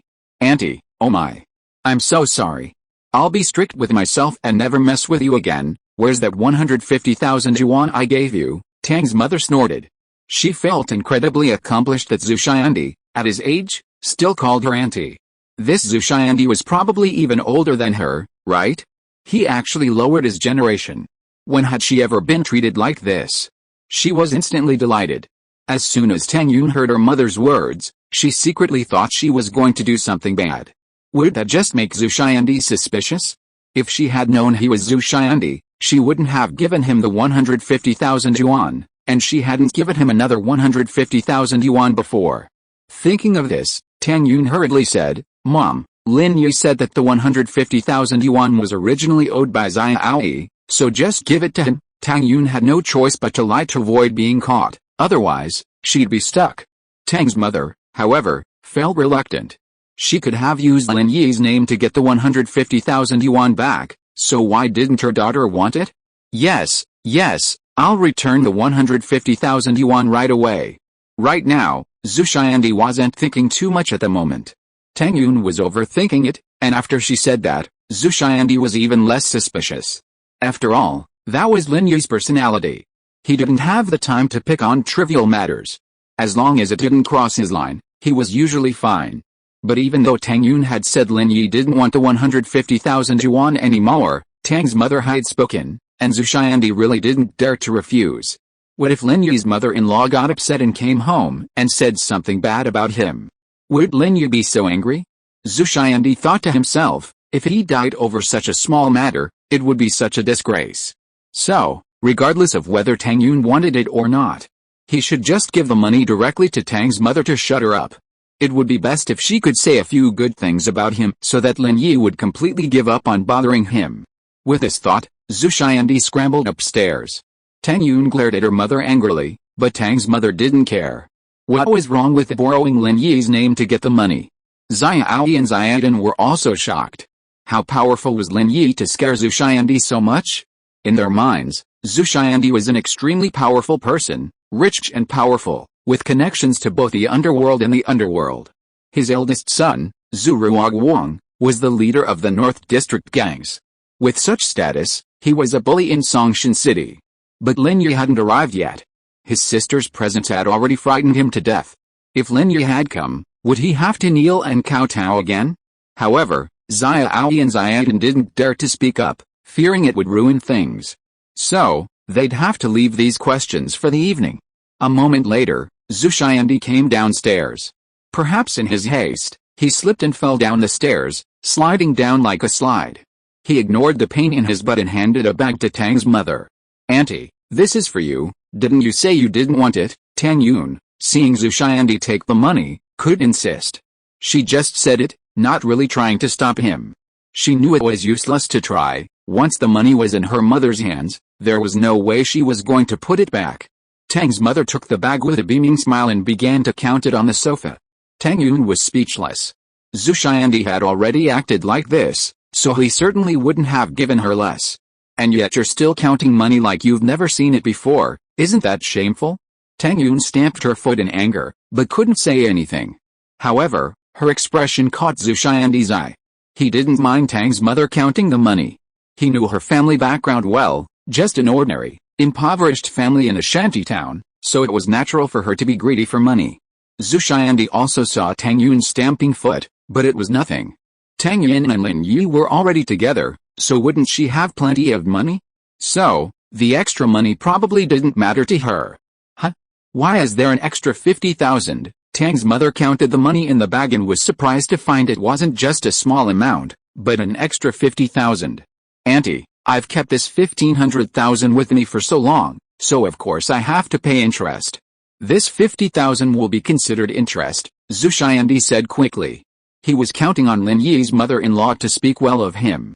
He also saw Tang's mother's weakness clearly, greed. This extra 50,000 yuan was used to please Tang's mother. Zhu Xiandi believed that Tang's mother would no longer blame him and would even praise him. Sure enough, after hearing what Zhu Xiandi said, Tang's mother smiled even more. "Okay, not bad, you are quite capable." Tang's mother happily put the money back into the bag, and then said to Tang Yun, "Yuner, let's go. We won't disturb Boss Zhu's rest. Wait, Mr. Zhu, please write me a note, stating that you will no longer cause trouble for my brother and Xiaodan in the future." Tang Yun remembered this important matter. The note must be there, otherwise, what if Zhu Xiandi regrets it later? "Okay, no problem," although Zhu Xiandi thought to himself. "Do I dare to cause trouble for your brother? I don't have anything to worry about now, and I don't want to commit suicide."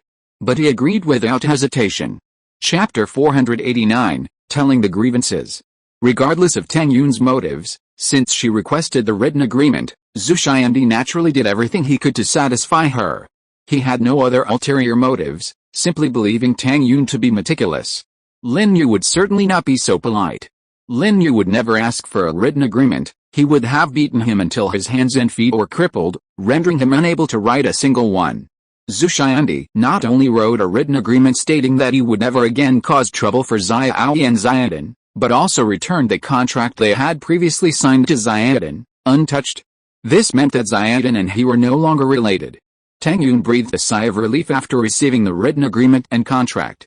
Not wanting to stay at Zhu Xiandi's house any longer, she nodded and said to her mother, "Let's go." "Wait a minute." Zhu Xiandi stopped Tang Yun and her family. This startled Tang Yun. Did Zhu Xiandi see through something? Did he know she was just being tough? Zhu? Are you going to go back on your word? Tang Yun turned away, trying to sound calmer. Tang's mother, Xiaoyi, and Xiaodan were horrified, but their faces remained frozen in thought, and Zhu Xiandi couldn't see. "No, Sister Tang, you misunderstood." Zhu Xiandi was startled and quickly explained, "What I meant was, I sent a car to take you home. It's late, and you're carrying money. It's not safe." It wasn't Zhu Xiandi's fault for being nosy, he had to be. Tang Yun and her family were carrying so much money, plus the 200,000 yuan, that it would total 700,000 yuan. Going out at night was unsafe. What if something went wrong, like they were robbed? Lin Yi thought it was his men, and that would be a disaster. So, to prove his innocence, Zhu Xiandi had to personally escort him home. Once they got home, he felt relieved. Is that so? That's fine. Tang's mother thought about it and agreed. It wasn't safe to carry so much money so late. Seeing that Tang's mother agreed, Zhu Xiandi quickly called the driver and asked him to bring the company van back. Then, he put on his clothes and prepared to take Tang Yun and her family home. Mr. Zhu, take a rest.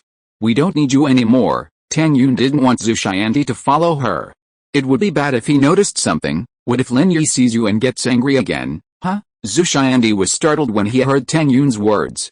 He thought to himself that it was indeed like this. If Lin Yi couldn't see him, the matter would be over in a few days, but if Lin Yi saw him, what if he beat him up? So Zhu Xiandi hurriedly said gratefully, "Thank you, Sister Tang. I was a little unwise. In this case, I won't see you off. It's not that I'm impolite, I just don't dare." While Tang's mother, Xiao and Xiaodan breathed a sigh of relief, Tang's mother turned around and said arrogantly, "No need. You are so brave. I'll talk to my son-in-law later and I won't scare you anymore." "Oh, thank you, Auntie." Zhu Xiandi was overjoyed. This was exactly what he wanted from Tang's mother. Zhu Xiandi's driver arrived quickly. After giving him a few instructions, telling him to respect Tang Yun's family even more than he respected himself, he let him go. His driver was incredibly responsible, even scraping the undercarriage of his car on a dirt road to get Tang Yun and her family home before returning home to report. Everyone breathed a sigh of relief at their arrival. The show had been a success. Tang's mother was the happiest. Not only did she not have to pay, she even got back 200,000 yuan, a truly unexpected blessing. "Mom, how could you say that? Lin Yi and I are done with each other, and you still say he's your son-in-law?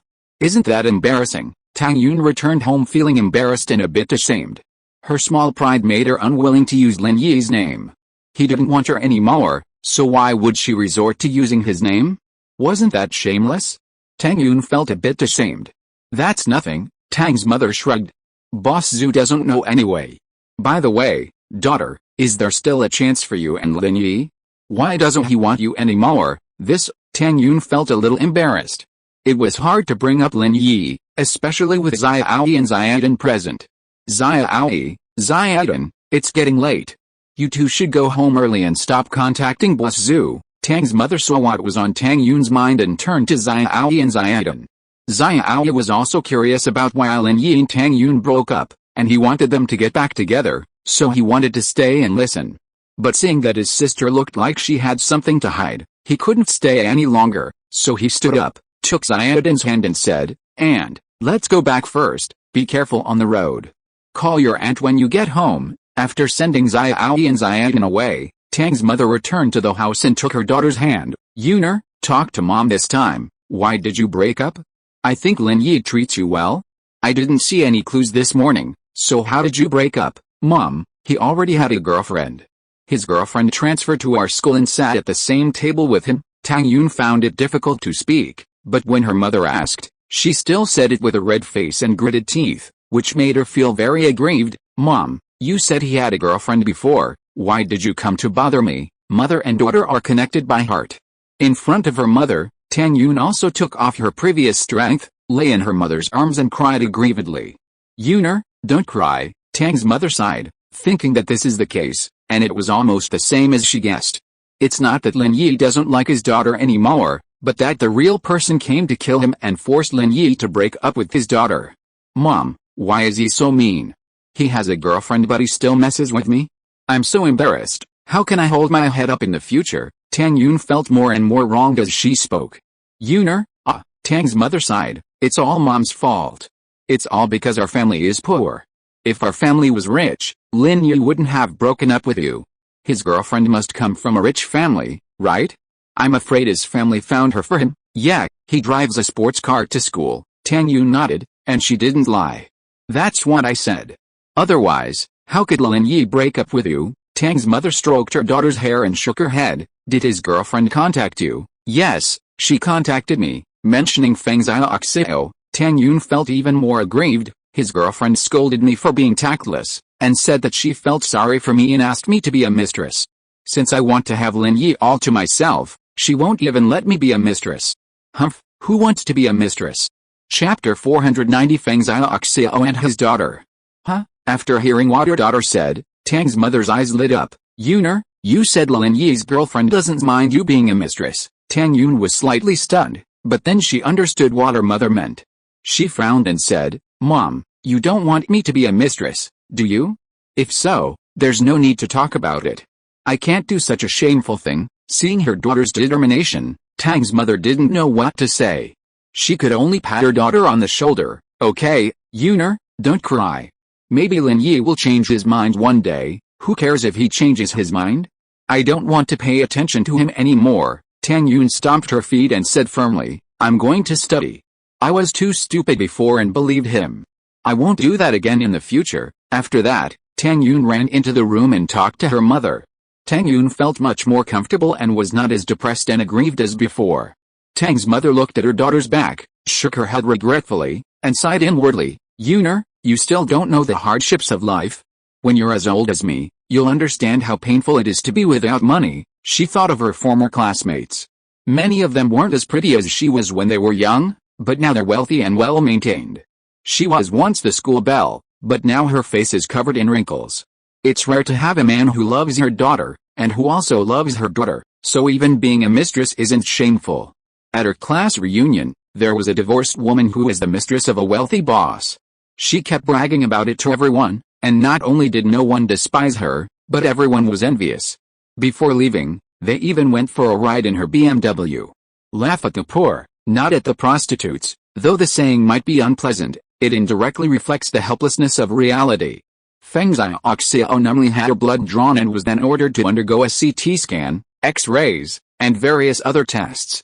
It was the same every time, with no results. Feng Xiaoxiao yawned, lying bored on her hospital bed. Feng Xianlong walked in, looking at his daughter with concern. Xiaoxiao, what do you want to eat tonight? Daddy's taking you. I've taken the next 2 days off, so I can spend some quality time with you. No, go get busy. Feng Xiaoxiao shook her head, staring blankly out the window at the traffic coming and going. She asked calmly, are the results in? When can we go home? Feng Xiaoxiao simply asked if the results were in and when she could go home. It was clear that she had no hope for a cure and simply wanted to go home immediately after the test. Otherwise, if there was a treatment, she would definitely stay in the hospital. Not yet, but Dr. Zhang is an expert in family genetic diseases, so there should be a solution, Feng Xianlong soothed. Don't comfort me. Even the legendary Dr. Lin Dongfeng couldn't treat Mom's illness, so how could anyone else? Feng Xiaoxiao curled her lips. She was practically hopeless, wanting to do something spontaneous in her final moments, so she wouldn't have any regrets. Divine Dr. Lin also said at the beginning, it's not that he can't cure it, but that he lacks certain conditions. Feng Xianlong said here helplessly. Divine Dr. Lin said that as long as he is given 5 years, he may be able to find a solution. However, your mother can't wait for 5 years.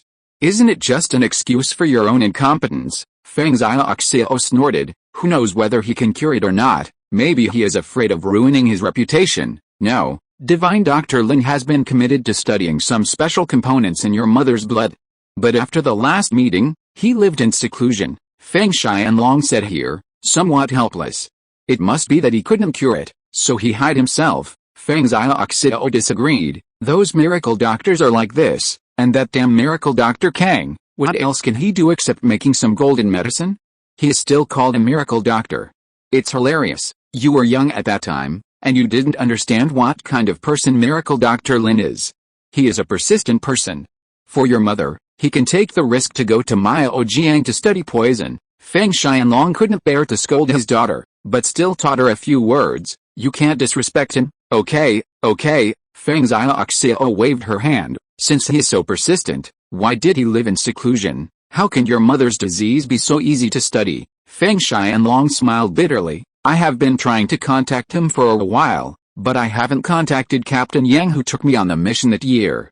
He has a deep friendship with Miracle Dr. Lin, but he also lived in seclusion together. You also know that it is not easy to study, so why did you bring me for examination? Feng Xiaoxiao frowned.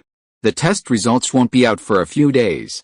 I'll take you around Yanjing City for a couple of days to relax. Feng Xianlong didn't directly answer his daughter's question. He knew full well that this test would probably leave Dr. Zheng at a loss, but some hope was better than no hope.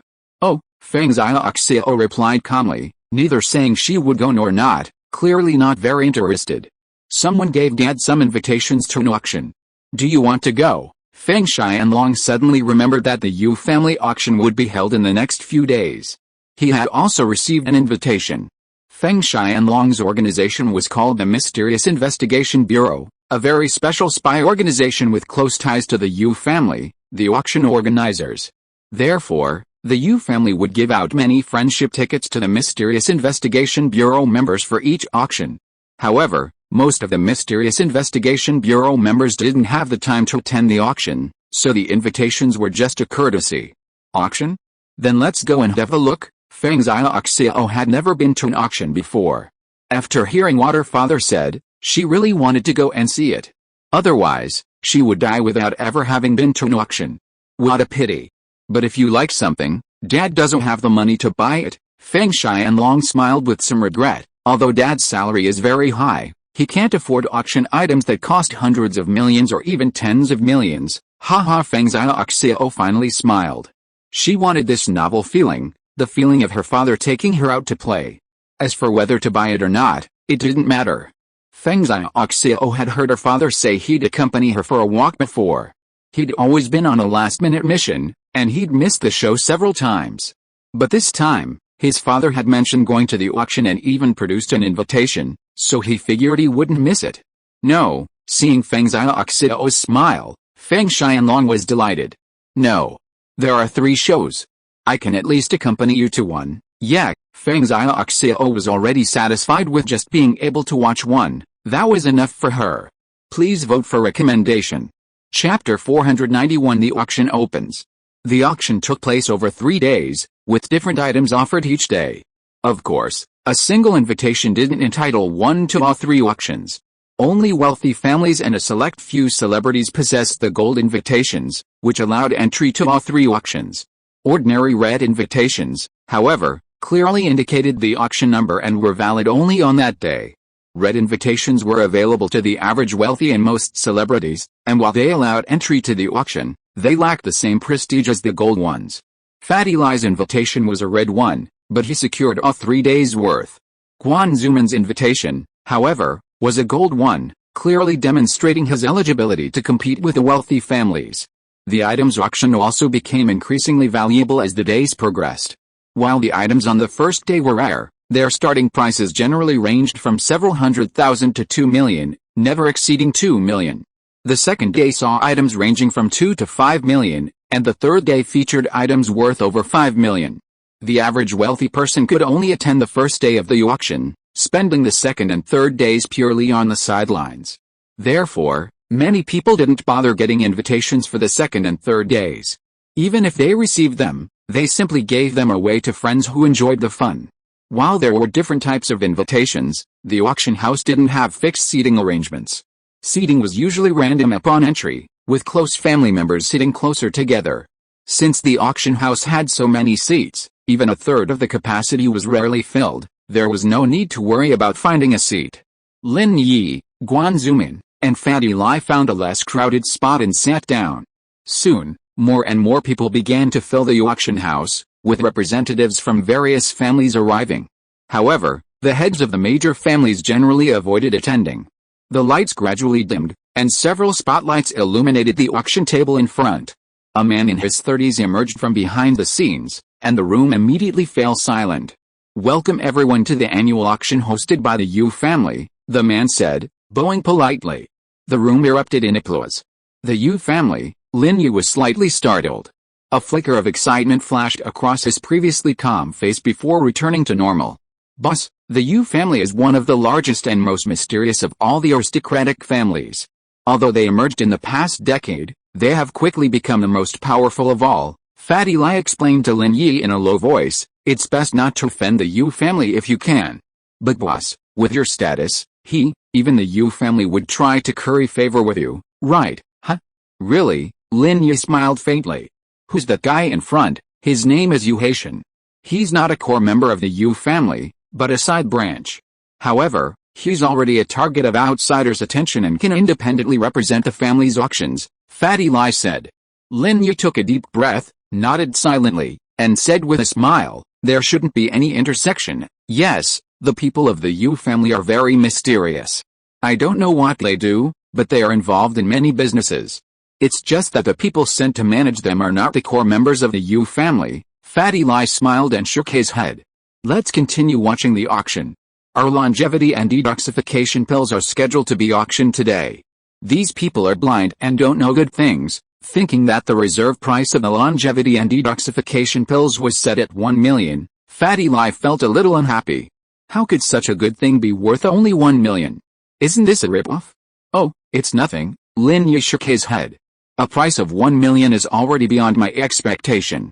After all, it's not well known, and we have to try it to see its effectiveness. That's true. Fatty Lai's hesitation eased after hearing Lin Yi's words. By the way, boss, if there's anything you're interested in, just tell me and I'll get it for you, okay? Lin Yi wasn't shy.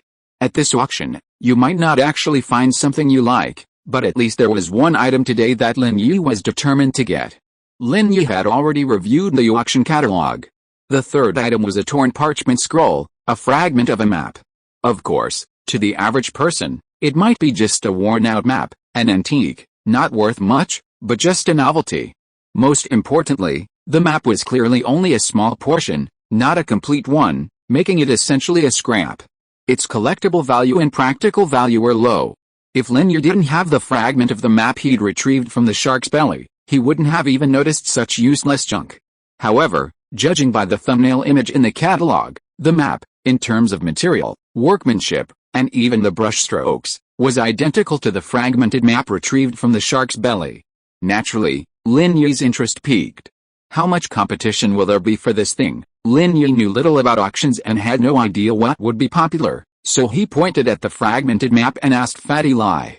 Puff. Fatty Lai glanced at the item Lin Yi was pointing at, his eyes widening. No way, boss, you've got your eye on this. Why? Is there something wrong? Lin Yi frowned, unsure of what Fatty Lai meant by that expression. Fatty Lai, realizing he was exaggerating, quickly explained, somewhat awkwardly, boss, at this auction, the closer the item is to the top, the less valuable it is, and the fewer buyers there are. Of course, there's always the possibility of a dark horse emerging. But honestly, I don't see the point of this crappy thing. Oh, then, buy it for me. Lin Yi breathed a sigh of relief. If there were too many people competing, it would be a real hassle. In the album, the reserve price of the incomplete painting is 100,000. It seems that it is just as Fatty Lai said, it is not a hot commodity. The first auction item is a complete uncarved jadeite. If this kind of thing is brought to an ordinary auction, it will be the finale treasure. However, here, there are very few bidders. It is obvious that those real noble families and wealthy people don't care about this at all. The jadeite with a reserve price of 1 million was finally bought by a boss holding a red invitation for 1,200,000, and it did not attract much attention or noise. The second collection is actually a celebrity date with a reserve price of 100,000. It is a date letter sent by a small celebrity. The winner can go on a date with this celebrity. Chapter 492. The second incomplete picture appears. This kind of item would have been a huge hit at a regular auction, but here, none of the aristocratic scions were interested. Ultimately, it was bought by an ordinary, wealthy businessman's son, who presented a red invitation, for a mere 150,000 yuan. The third item was the fragmented map that Lin Yi had previously set his sights on. The reserve price was 100,000 yuan, but when the auctioneer unveiled it, there was a brief silence. Because the fragmented map's description in the catalog was brief, and the map's texture was unclear, no one knew what it was used for. If it were an antique, there was no certificate of authenticity, not even a date of manufacture. If it weren't an antique, its purpose was unclear. It was like a hand-drawn map used by bandits in the old days, and it was a fragmented one. This kind of item had no real value. It might be sold to uninformed buyers at an antique market, but it looked out of place at an auction. Auctions are known for their unusual and bizarre items, and while many go unsold, a few still pop up every year. In fact, the auctioneer didn't know what this incomplete map was, so he didn't introduce it at all. He just said according to the introduction on the atlas that this was a strange parchment map, which might be a treasure map of a big treasure. Of course, he also said that it was just a possibility. There are many possibilities. You might pick up 1,000,000 just walking on the street. Naturally, no one would believe such an unreliable thing. These children of noble families or wealthy businessmen who came to the auction were not fools. They came here for things that are useful to them. Naturally, they were too lazy to participate in useless and unwanted things. The auction is not a vegetable market. If you participate in the auction for something you don't want, you have to buy it in the end. You can't regret it at will. Therefore, no one bid for this useless incomplete map. The auctioneer had encountered this kind of situation before. With so many items failing to sell, this one wasn't the worst. So, he cleared his throat and said, "Lot 3, a parchment map. Any bidders?" 110,000. Fatty Liar raised his sign. "This thing might actually be a treasure. I'll buy it and study it." Fatty Lie's words drew a mix of puzzled and disdainful glances from the crowd. Finding treasure with such a tattered map was truly incredible. Fatty Lie looked like a wealthy nouveau riche. Those who knew him were puzzled. Why would someone as shrewd as Lie buy such junk? Was he trying to show off? Those who didn't know him thought he was a fool with too much money to spend. 110,000. Gentleman number 183 is bidding 110,000. Anyone else offer more? The auctioneer was slightly taken aback, but it was good to have someone in the game. Even though it was only 110,000, the auction house still got a 20% commission. Even a small amount was still worth something. 110,000 the first time, 110,000 the second time. The auctioneer looked at the crowd, hoping someone would raise the price, but sadly, no one did. These noble children weren't fools. They wouldn't bid for something useless, not to mention the potential vengeance they'd get from the bidder. Those who could come here to participate in the auction prioritized profit, and no one wanted to do something that harmed others and benefited themselves. If they had no use for the item, they simply wouldn't participate, leaving it to someone who could. If they did have a use for the item, they'd certainly argue fiercely, but disruptive bidding was rare, unless there was a grudge between two people. In a corner of the auction hall, a man's face visibly tense when he heard someone bid. He said into his headset, "Uncle, should I raise the price? The other party seems very cautious." "I don't know if he really wants it or not." A middle-aged man's voice came from the headset. "Let's just add a symbolic 10,000 or 20,000 and see how it goes." "Okay," the man replied. When the auctioneer said 110,000 for the third time, he raised his sign and said, 120,000. "Oh. It looks like a good item. Then I have to raise the price." Fatty Lie glanced at the person holding up the sign in surprise. Without waiting for the auctioneer to speak, he stood up and said, 125,000. "Huh?" Everyone present was stunned. They had seen someone bidding and were still wondering if the parchment scroll was really a good item. But after hearing Fatty Lie's words, they suddenly understood. Judging from the way Fatty Lie was bidding, he knew he wasn't determined to win it. Otherwise, why would he bid like that? It was like playing a rogue. Although the minimum bid for an item with a starting price of 100,000 yuan was 5,000 yuan per bid, few people did so. They all increased the price by 10,000 yuan at a time. Fatty Lie's bid simply showed that he was indifferent to the item. If someone tried to compete with him, he would just give a token increase. If the other party raised the price too high, he would just let it go. Therefore, no one was interested in participating. Attending now would be like making enemies. They just watched these two people perform. "Second uncle, what does he mean by this?" the man holding the sign asked hesitantly. "I don't know. Try adding another 5,000 yuan. If he raises it again, give up," the middle-aged man said. 130,000 yuan, the man raised his sign. 135,000 yuan, Fatty Lie wiggled his hips and raised the sign. "Give up," the middle-aged man said. "Get someone to investigate his background." "Okay," the man said, and stopped raising his sign. 135,000 yuan for the first time, 135,000 yuan for the second time, and 135,000 yuan for the third time. "Deal," the auctioneer hammered down the final price, and even those who had come to watch the excitement were somewhat disappointed. The man who had bid against Fatty Lie before was obviously just doing it for fun and had no intention of buying it, and Fatty Lie probably had the same idea in mind, bidding for fun.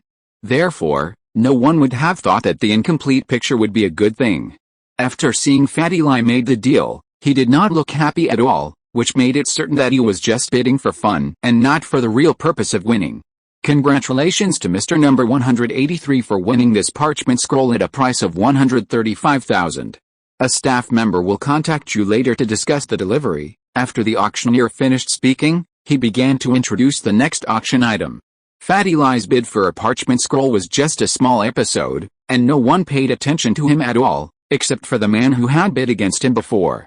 If you're listening to this novel on a channel other than Fanfic World, it means they downloaded and uploaded it without effort. We cordially invite you to visit our channel, Mundo Fanfic Novelis. There you'll find the original version of this story, and you can explore many other novels of various genres. We're waiting for you to immerse yourself in a world of incredible novels. Chapter 493, Add 100 million directly. The longevity and detoxification pill was scheduled for the 10th auction. Like the previous parchment scroll, the auctioneer didn't have much information to share. He wasn't familiar with the item, and nothing like it had ever appeared at auction before. So, he could only recite the description in the catalog. However, he added a sentence during the introduction, which was specifically requested by Fatty Lie. The auction organizers generally accommodated sellers' requests, as long as they weren't overly onerous. The next lot is 3 longevity and detoxification pills, provided by the Guanshenya Pharmaceutical Company. The reserve price is 1 million yuan each, and the 3 will be auctioned in 3 separate lots. The auctioneer paused at this point, as the auction hall erupted in excitement. Few of those present had heard of the longevity and detoxification pill, and they were all new to Guanshenya Pharmaceutical Company. Just who was Guanshenya Pharmaceutical Company? And what exactly was the longevity and detoxification pill? Everyone present was knowledgeable about health supplements and cherished their lives. So if something truly longevity-enhancing existed, they wouldn't be unaware of it. But they certainly weren't aware of the item appearing at the auction. Furthermore, isn't $1 million a bit too high? And that's just for one pill? Would anyone buy it? While everyone present had plenty of money, no one was willing to spend it unnecessarily. Especially for something so bizarre, who would even try it? The lull that followed the uproar seemed to be within the auctioneer's expectations. Similar things happened at auctions every year, so the auctioneer wasn't surprised. He continued, this longevity and detoxification pill can eliminate impurities from the body. As everyone knows, when people eat whole grains, toxins accumulate in their bodies. While some are excreted, some remain. The longer the body accumulates, the more toxins accumulate. However, the longevity and detoxification pill can cleanse the marrow and strengthen the bones, expelling toxins from the body and achieving the goal of prolonging life and transforming one's character. After the auctioneer finished speaking, he couldn't quite believe the pill's description. It was like some legendary pill, touted as a miracle drug. If this pill truly had such efficacy, then selling it for 1 million wouldn't be a bad deal. But could it possibly be? First longevity and detoxification pill, starting price 1 million. Please bid. The auctioneer was prepared for the item to fail. If no one bid for the first one, then the second and third would likely be unlikely either. He would simply withdraw and move on to the next lot. Because the auction of an antique vase had previously taken up some time, and the bidding was intense, the auction couldn't close on the scheduled time, and the auctioneer was trying to save as much time as possible.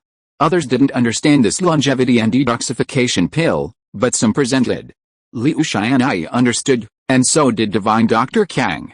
However, Divine Dr. Kang wasn't sure if this pill was the same one Kang Xiaobo had sent him, or if someone else had concocted it. Hey, they've even created Divine Dr. Guan. Isn't this clearly a parody of yours, Elder Kang? Xiaoji, who was sitting not far from Divine Dr. Kang, said sarcastically, I think this is definitely a scam. He and Xiao Ben had just received the invitation today. Every year, their father's invitation was gold, but this year's was red. While they had given him the full 3-day invitation limit, it was clear that the Xiao family's status was no longer as high as before. There was nothing they could do about it. Although Xiaoji and Xiao Ben were furious, getting an invitation was already a good thing. What more could they ask for? The more this happened, the more Xiaoji and Xiao Ben felt that they had to unite with the Kang family in order to maintain their family's status. Divine Dr. Kang frowned, as if he had thought of something, but he was not sure. Could this Divine Dr. Guan be Guan Zuman?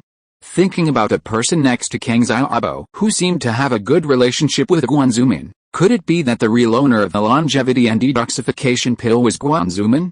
Just as Divine Dr. Kang was hesitating, someone stood up and called a price. 100 million. Fatty Liar raised the sign in his hand directly. Huh? The whole audience was in an uproar, including the auctioneer, who looked at Fatty Lie stupidly. He had been the auctioneer of the Yu family for 10 years, but he had never encountered a situation like today. Someone actually raised the price like this? An auction item with a reserve price of 1 million was bid up to 100 million at the first auction? How is this possible? Mr. Number 183, please repeat your bid. I didn't hear clearly. Although it was embarrassing for the auctioneer not to have heard the bid clearly, he didn't care at the moment because the situation was too unbelievable. He really couldn't believe that Fatty Lie would bid 100 million. He felt that he must have heard it wrong. The auctioneer was puzzled, but Yu Haitian, who had been sitting in the auction seat below, frowned slightly. Although the Yu family was the organizer, they also participated in the auction. At this moment, Yu Haitian was sitting with a middle-aged man. If you look closely, you can see that the middle-aged man was wearing a pair of headphones. The auctioneer didn't know, but Yu Haitian knew very well that the longevity and detoxification pills were provided by Fatty Lie. Did he buy the medicine he provided himself? Or was he trying to drive up the price? At auctions, some people do engage in fraudulent bidding to inflate the price of their items. The auction organizers are well aware of this, so to prevent this from happening, they take a commission, and at the Yu family's auction, that's as high as 20%. This means that even if someone tries to drive up the price, they face significant risk. If it succeeds, everyone is happy, the auction organizers take a substantial commission, and the seller gets the price they wanted. But if it fails, the seller still has to pay for their item, which means they must pay the auction organizers a 20% commission. Of course, if they don't buy after the transaction is completed, they still have to pay the auction organizers a 20% commission. So, no matter what, this 20% is a guaranteed loss, and most people wouldn't engage in such a haphazard bidding. But someone like Fatty Lie, who suddenly offered a price of 100 million, seemed like a joke, so although Yu Haitian was puzzled, he didn't say anything. Chapter 494, Sky High Price Auction. Liu Xianyi was furious. Seeing Fatty Lie twisting his hips and holding up his sign, Liu Xianyi was furious. Others didn't know what this longevity and detoxification pill was, but Liu Xianyi knew. How could anything Lin Yi make wasn't good? And just look at Fatty Lie's father and you'll know whether it's good or not. He didn't expect Fatty Lie to raise the price to 100 million right off the bat. Would he buy something? Even if he had money, they wouldn't spend it like that, right? The Liu family was rich, but they couldn't just throw out 100 million. However, despite his anger, he knew the true value of this longevity and detoxification pill. 100 million was the least. So Liu Xianyi raised his bid without hesitation. 110 million, huh? The crowd was in an uproar. Fatty Lie's previous outburst was fine, but Liu Xianyi was the first in line to become the head of the Liu family. How could he possibly join Fatty Lie in such a tirade? He'd already bid 110 million. Could this longevity and detoxification pill really be something good? The auctioneer gasped. Wow. This kind of bidding was truly something you only see once in 1,000 years. Yu Haitian's brow furrowed even further. If Fatty Lie was just driving up the price, then why was Liu Xianyi joining in the fun? In Yu Haitian's opinion, maybe this longevity and detoxification pill was actually something good? Had he misjudged the price when he first estimated it? 150 million. Fatty Lie raised his bid again. Liu Xianyi was furious. Fatty Lie, what do you mean by that? Are you trying to steal it from me? Don't think just because you have money, I don't have any. Liu Xianyi raised his bid again and bid a price that shocked the entire room, 200 million. Originally, everyone was waiting to see if others would bid before deciding whether to make a move themselves. Many of the people present knew Liu Xianyi, and anything he set his sights on couldn't be good. But now, they really couldn't make a move. Firstly, the price had been raised to 200 million, which was far too high. Secondly, they really didn't want to make an enemy of Liu Xianyi. From the way Liu Xianyi raised the price, it was clear that he was determined to get the longevity and detoxification pill, otherwise he wouldn't have raised the price so much. So, even those who were interested were reluctant to bid at this moment. Fortunately, there were 3 pills in total, with 2 more to go.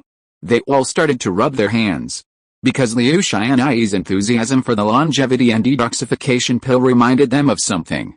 It was no secret that Liu Xianyi's father had recently sought treatment from Guanzumin, so many people present knew about it. When combined with the auctioneer's mention of Guanshenye Pharmaceutical Company, Guanzumin suddenly came to mind. Could it be that Liu Xianyi's father's condition had improved after taking the longevity and detoxification pill? At the same time, those who knew Fatty Lai were even more surprised. Because Fatty Lai's father had uremia and was about to die, but he was suddenly discharged from the hospital. Not only was his face rosy, but he also ate everything with relish. He was even healthier than other old men of the same age.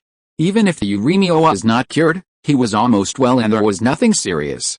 This miraculous situation made everyone present understand. It turned out that Fatty Lai and Liu Xianyi were not fools. They both knew how good this longevity and detoxification pill was. Otherwise, why would they dare to raise the price so much? 250 million, Fatty Lai's eyes turned red. This kind of rare treasure, Lin Yi said it was very rare, so it must be very precious. Fatty Lai was embarrassed to ask Lin Yi for it, so he had to go and bid for it himself. 200 and 800 million, Liu Xianyi gritted his teeth and quoted a limit price. Everyone present was shocked again.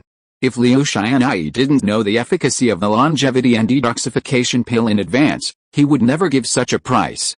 There was only one answer: everything the auctioneer had said before was true. This pill truly could prolong life and detoxify.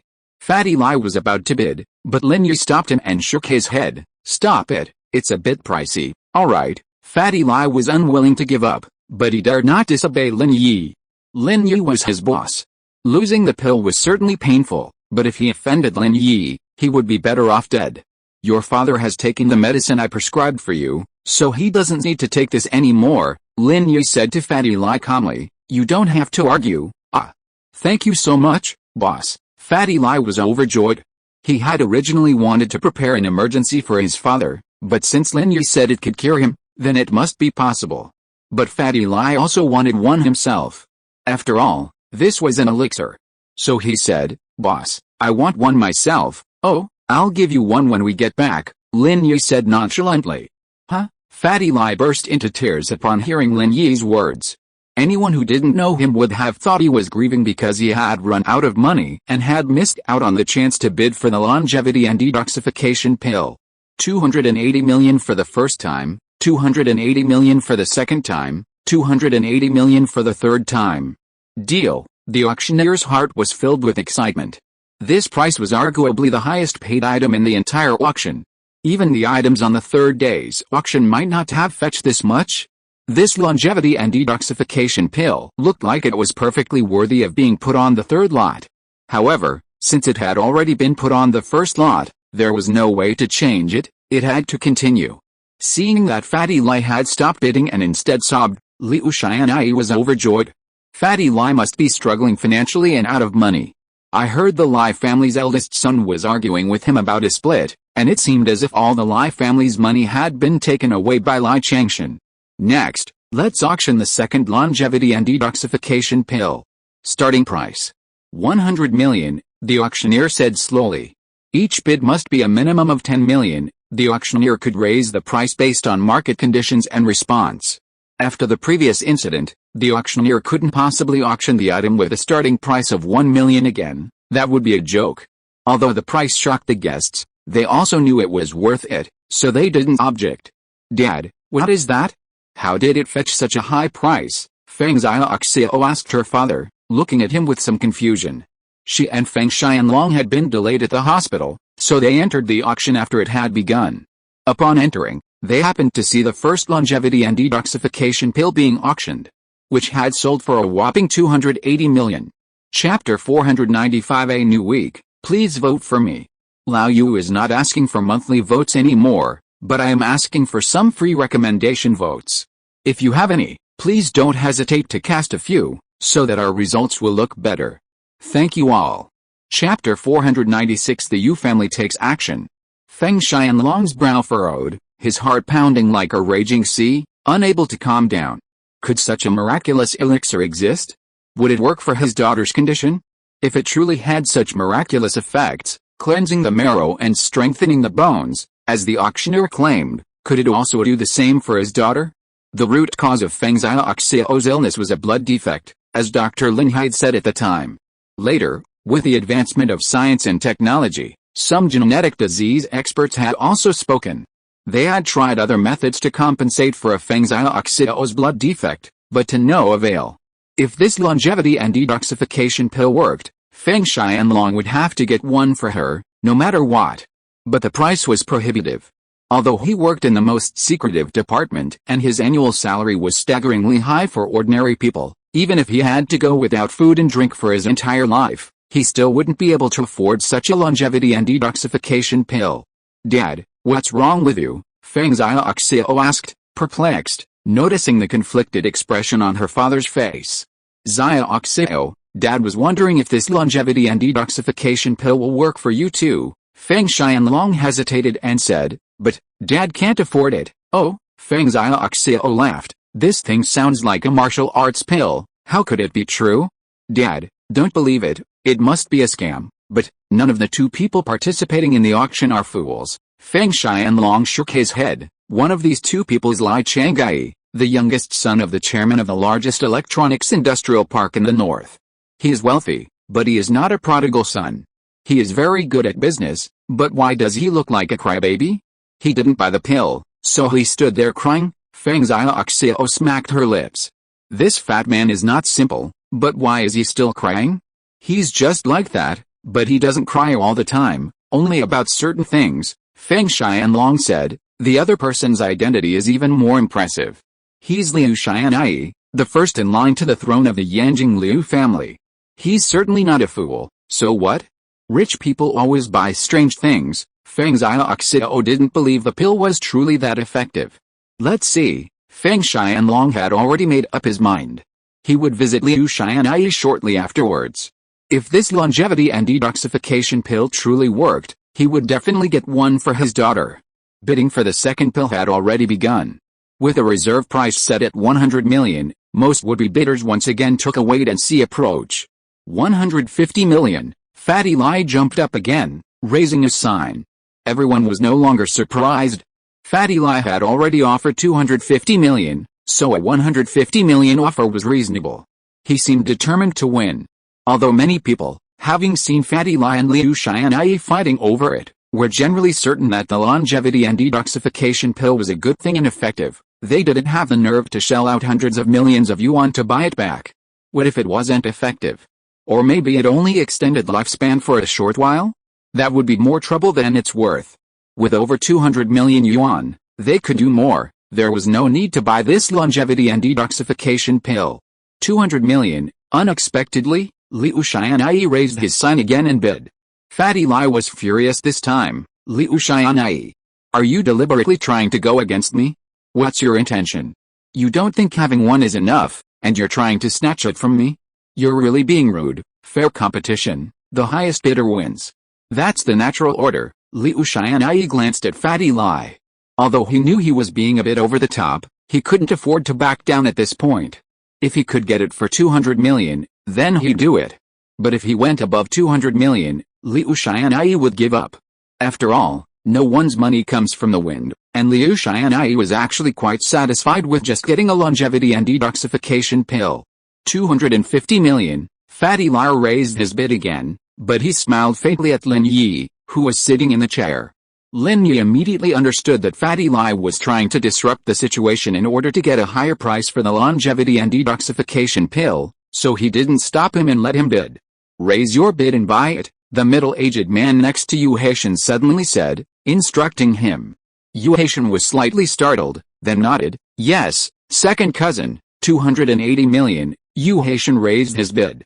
Although the Yu family was the organizer of the auction, they were also eligible to bid, but the items that caught their eye were few and far between. Everyone present was a little surprised by Yu Haitian's sudden participation in the bidding. The Yu family had rarely raised their bids at auctions in recent years, because everyone knew that once they did, no one dared to compete. This wasn't just a fear of the Yu family's immense financial resources, more importantly, they didn't want to be their enemy. The Yu family would be determined to acquire anything they valued, no matter the price. So, as soon as the Yu family raised their bid, everyone else would pass up. The Yu family understood this, and so they wouldn't bid lightly, as doing so would jeopardize their auction's reputation. They would only make an exception for something they absolutely had to win. Just like now, the Yu family had actually bid for a longevity and detoxification pill. This proved that the Yu family was determined to win it, and the pill was already a favorite. However, the Yu family wouldn't do anything that would lead to criticism. Yu Haitian's bid was exactly the price the previous longevity and detoxification pill had sold for, so it wasn't bullying. It was also fair to the seller.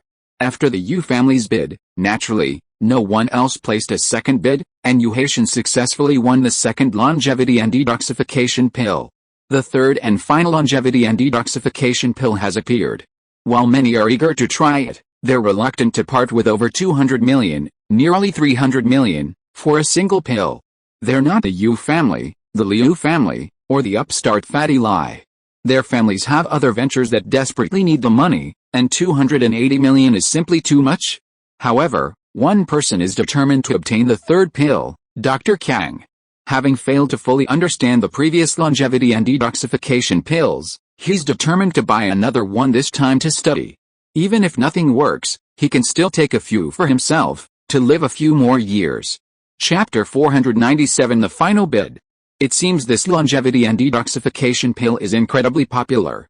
Now begins the auction for the last longevity and detoxification pill.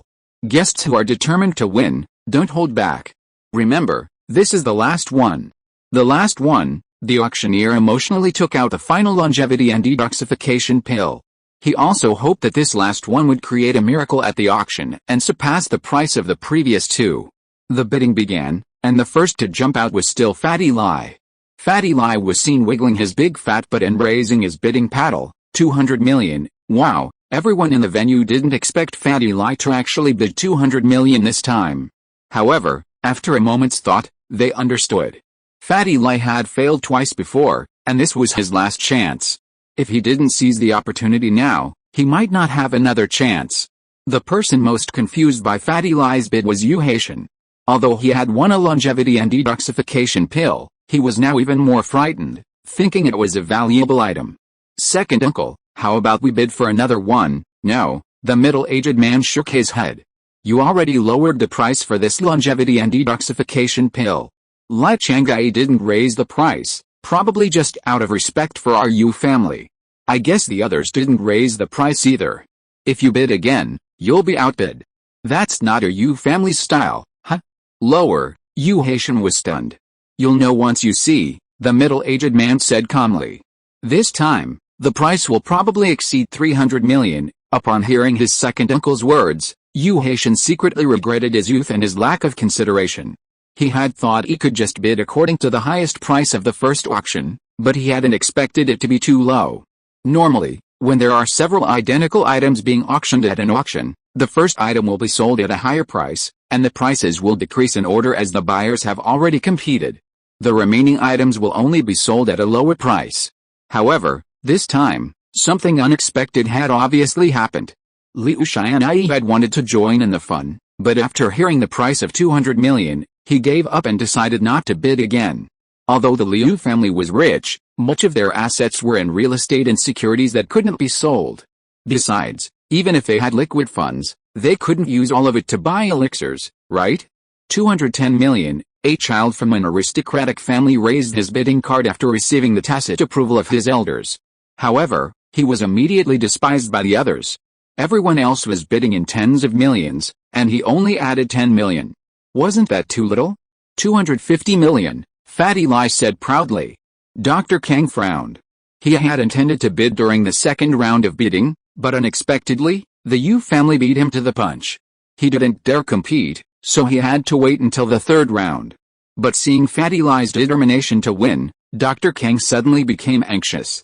Lin Yi and Guanzuman had remained seated, while it was Fatty Lai who stood up and raised the sign. Therefore, no one could see them clearly, and even Dr. Kang didn't think much of it. 280 million, at Dr. Kang's signal, Kang Giffen offered a higher price, the same as the previous two longevity and detoxification pills. He had initially thought Fatty Lai wouldn't compete. But life is full of surprises. 300 million, Fatty Lai gritted his teeth and stood up without hesitation, raising a sign. Everyone was slightly stunned, and then they understood why Fatty Lai quoted the price of 300 million. He gave up the first time because he would have another chance later, and the second time, because the price was quoted by the Yu family. Fatty Lai didn't want to and didn't dare to compete, so he had to give up. The third time was the last chance, and he had to grit his teeth and fight for it. In this way, the price of 300 million is not very high. Dr. Kang was so angry that he wanted to curse. Isn't this Fatty Lai too bullying? He didn't increase the price when Liu Xianyi quoted the price before, and he didn't increase the price when Yu Haishan quoted the price. But when it came to him, he increased it to 300 million. With a previous experience, Dr. Kang thought that 280 million was almost a sure thing, but it seems that things are far from as simple as he thought. Dad, what should we do? Kang Giffen frowned. This is the last longevity and detoxification pill, and that fat guy seems to be determined to get it. Xiao Ji and Xiao Ben on the side were a little surprised. Old Kang, is this longevity and detoxification pill really a good thing? Dr. Kang did not answer them, but said to Kang Giffen, no matter whether he is determined to get it or not, we have to get this last longevity and detoxification pill. This is very important to our family, I understand. Kang Giffen obviously knew what his father meant. Once the ingredients of this pill were analyzed, the day when the Kang family would become prosperous would be just around the corner. This might be your lost, ancient medicine. Dr. Kang finished his instructions to Kang Giffen, then began explaining to the Xiao brothers, after I buy one, I plan to go back and study it. Oh? I see. No wonder it's so expensive. It turns out to be a lost, ancient medicine. Xiao Ji suddenly realized, then I really need to buy it and take a look. With your knowledge, Elder Kang, you'll definitely be able to research it successfully. Haha, that's not necessarily true. Did the company that discovered this elixir also research it? They haven't figured it out either. I can only give it a try. Xiao Ji's words were very appealing, and made Dr. Kang very happy. Meanwhile, Kang Giffen had already started bidding, 320 million, 350 million. Fatty Lai, without waiting for the auctioneer to speak, shouted out a higher price. Kang Giffen was stunned, a layer of sweat breaking out on his forehead. Fatty Lai was indeed rich, and he had the nerve to raise the price. Go on. Although Dr. Kang felt a little sorry for the money, he was wealthy after all. Dr. Kang Pharmaceutical Group currently had nearly 500 million in liquid funds, which could still be used. 380 million, Kang Giffen continued to bid.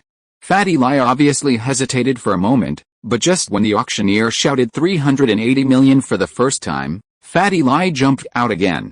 400 million, Fatty Lai quoted his price. Wow, the sound of surprise in the field was endless. Those noble families and wealthy businessmen who were eager to participate shut their mouths at this moment. Although Liu Xianyi and Yu Haishan had recognized the longevity and detoxification pill before, they still didn't know what the thing was like before, so they would not spend so much money to buy an unknown thing. Chapter 498, Changes at the Auction. But Fatty Lai and Dr. Kang's family were actually at loggerheads. Who was Dr. Kang? He was a tycoon in the pharmaceutical industry. How could the pills he bid so high be just ordinary ones? They all regretted not bidding when the first pill came out, letting Liu Xianyi take advantage. The price had already soared to 400 million, and it might not even be the final price. Sure enough, at Dr. Kang's signal, Kang Giffen raised his bid again, 410 million. This time, he didn't dare raise the price too much. The Kang family only had around 500 million in liquid funds. If he bid too much, they would run out of liquidity, and the family business would definitely be affected. However, after Kang Giffen's offer, Fatty Lai fell silent. Those who didn't know assumed that Fatty Lai was running out of money and was hesitating or had already given up. However, Fatty Lai looked at Lin Yi with a smile. Boss, I think the Kang family is reaching their limit. I'll raise the price again, and they'll definitely be able to keep up. But if I raise it again, I'm not sure. Yeah, that's about right. Lin Yi smiled. Fatty Lai was really mean, but Lin Yi had never had a good impression of the people in Dr. Kang's family, so naturally he wouldn't stop Fatty Lai from playing tricks on them. 410 million for the first time, 410 million for the second time. The auctioneer paused and looked in Fatty Lai's direction, trying to see if he would raise the price again. Dr. Kang was furious.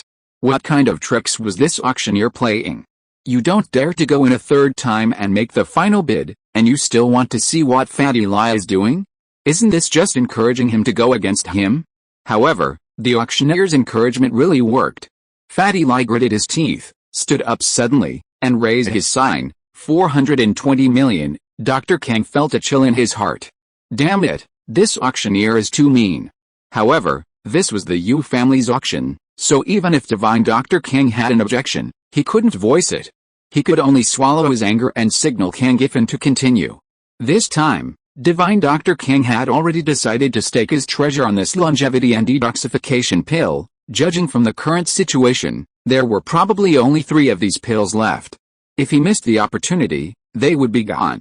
So Divine Dr. Kang had no choice but to grit his teeth and persevere. 430 million, Kang Giffen raised his bidding card.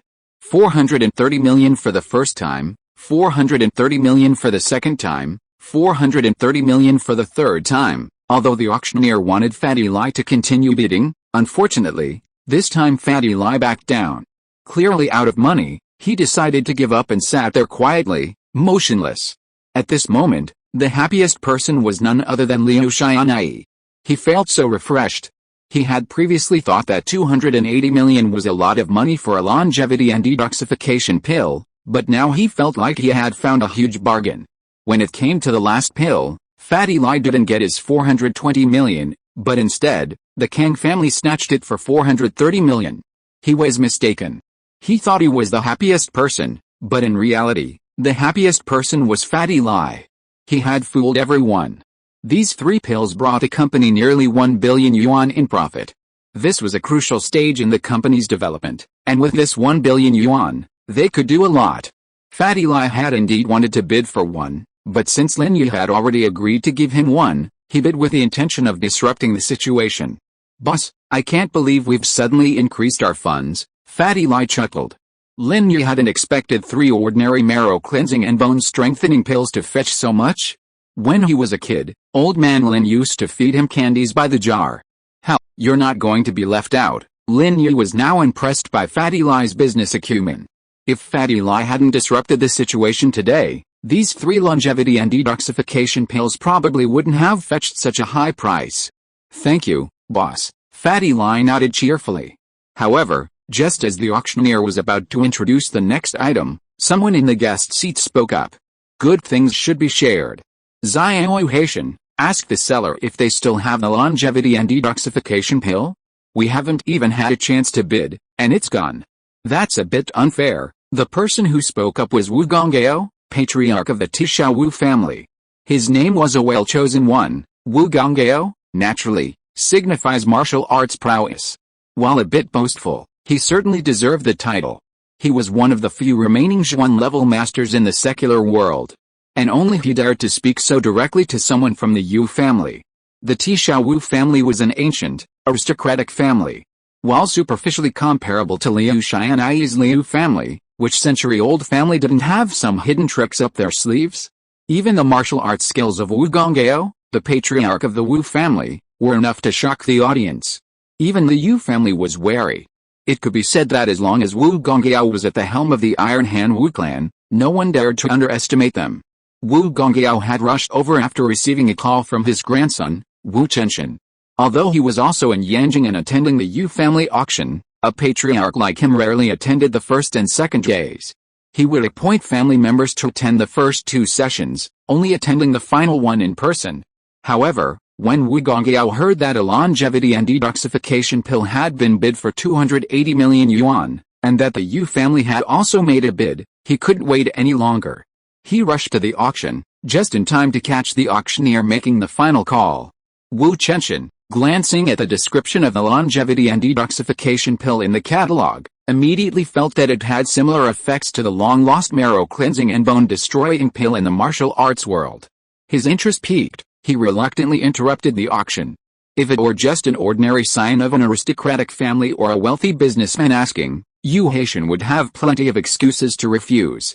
But the one asking was Wu Gongao, the patriarch of the Tisha Wu family and a master of the Zhuan realm. Naturally, he didn't dare to respond casually. He looked at his second cousin beside him. You should ask Mr. Lai Chang'ai for his opinion. The middle-aged man hesitated for a moment, then said calmly, if there are any left, it's okay to take out a few more. We won't take the cut, Yes, Wu Haitian nodded, gestured to the auctioneer to pause the introduction of the next lot, and then quickly called Lai Changai. Chapter 499, Guangshenya Pharmaceutical Company. At an auction, if an item sells well and isn't a unique piece, the auction house will contact the seller immediately to inquire about similar items and bid on them. So, it wasn't surprising that Yu Haitian was calling Lai Changai at this moment. Mr.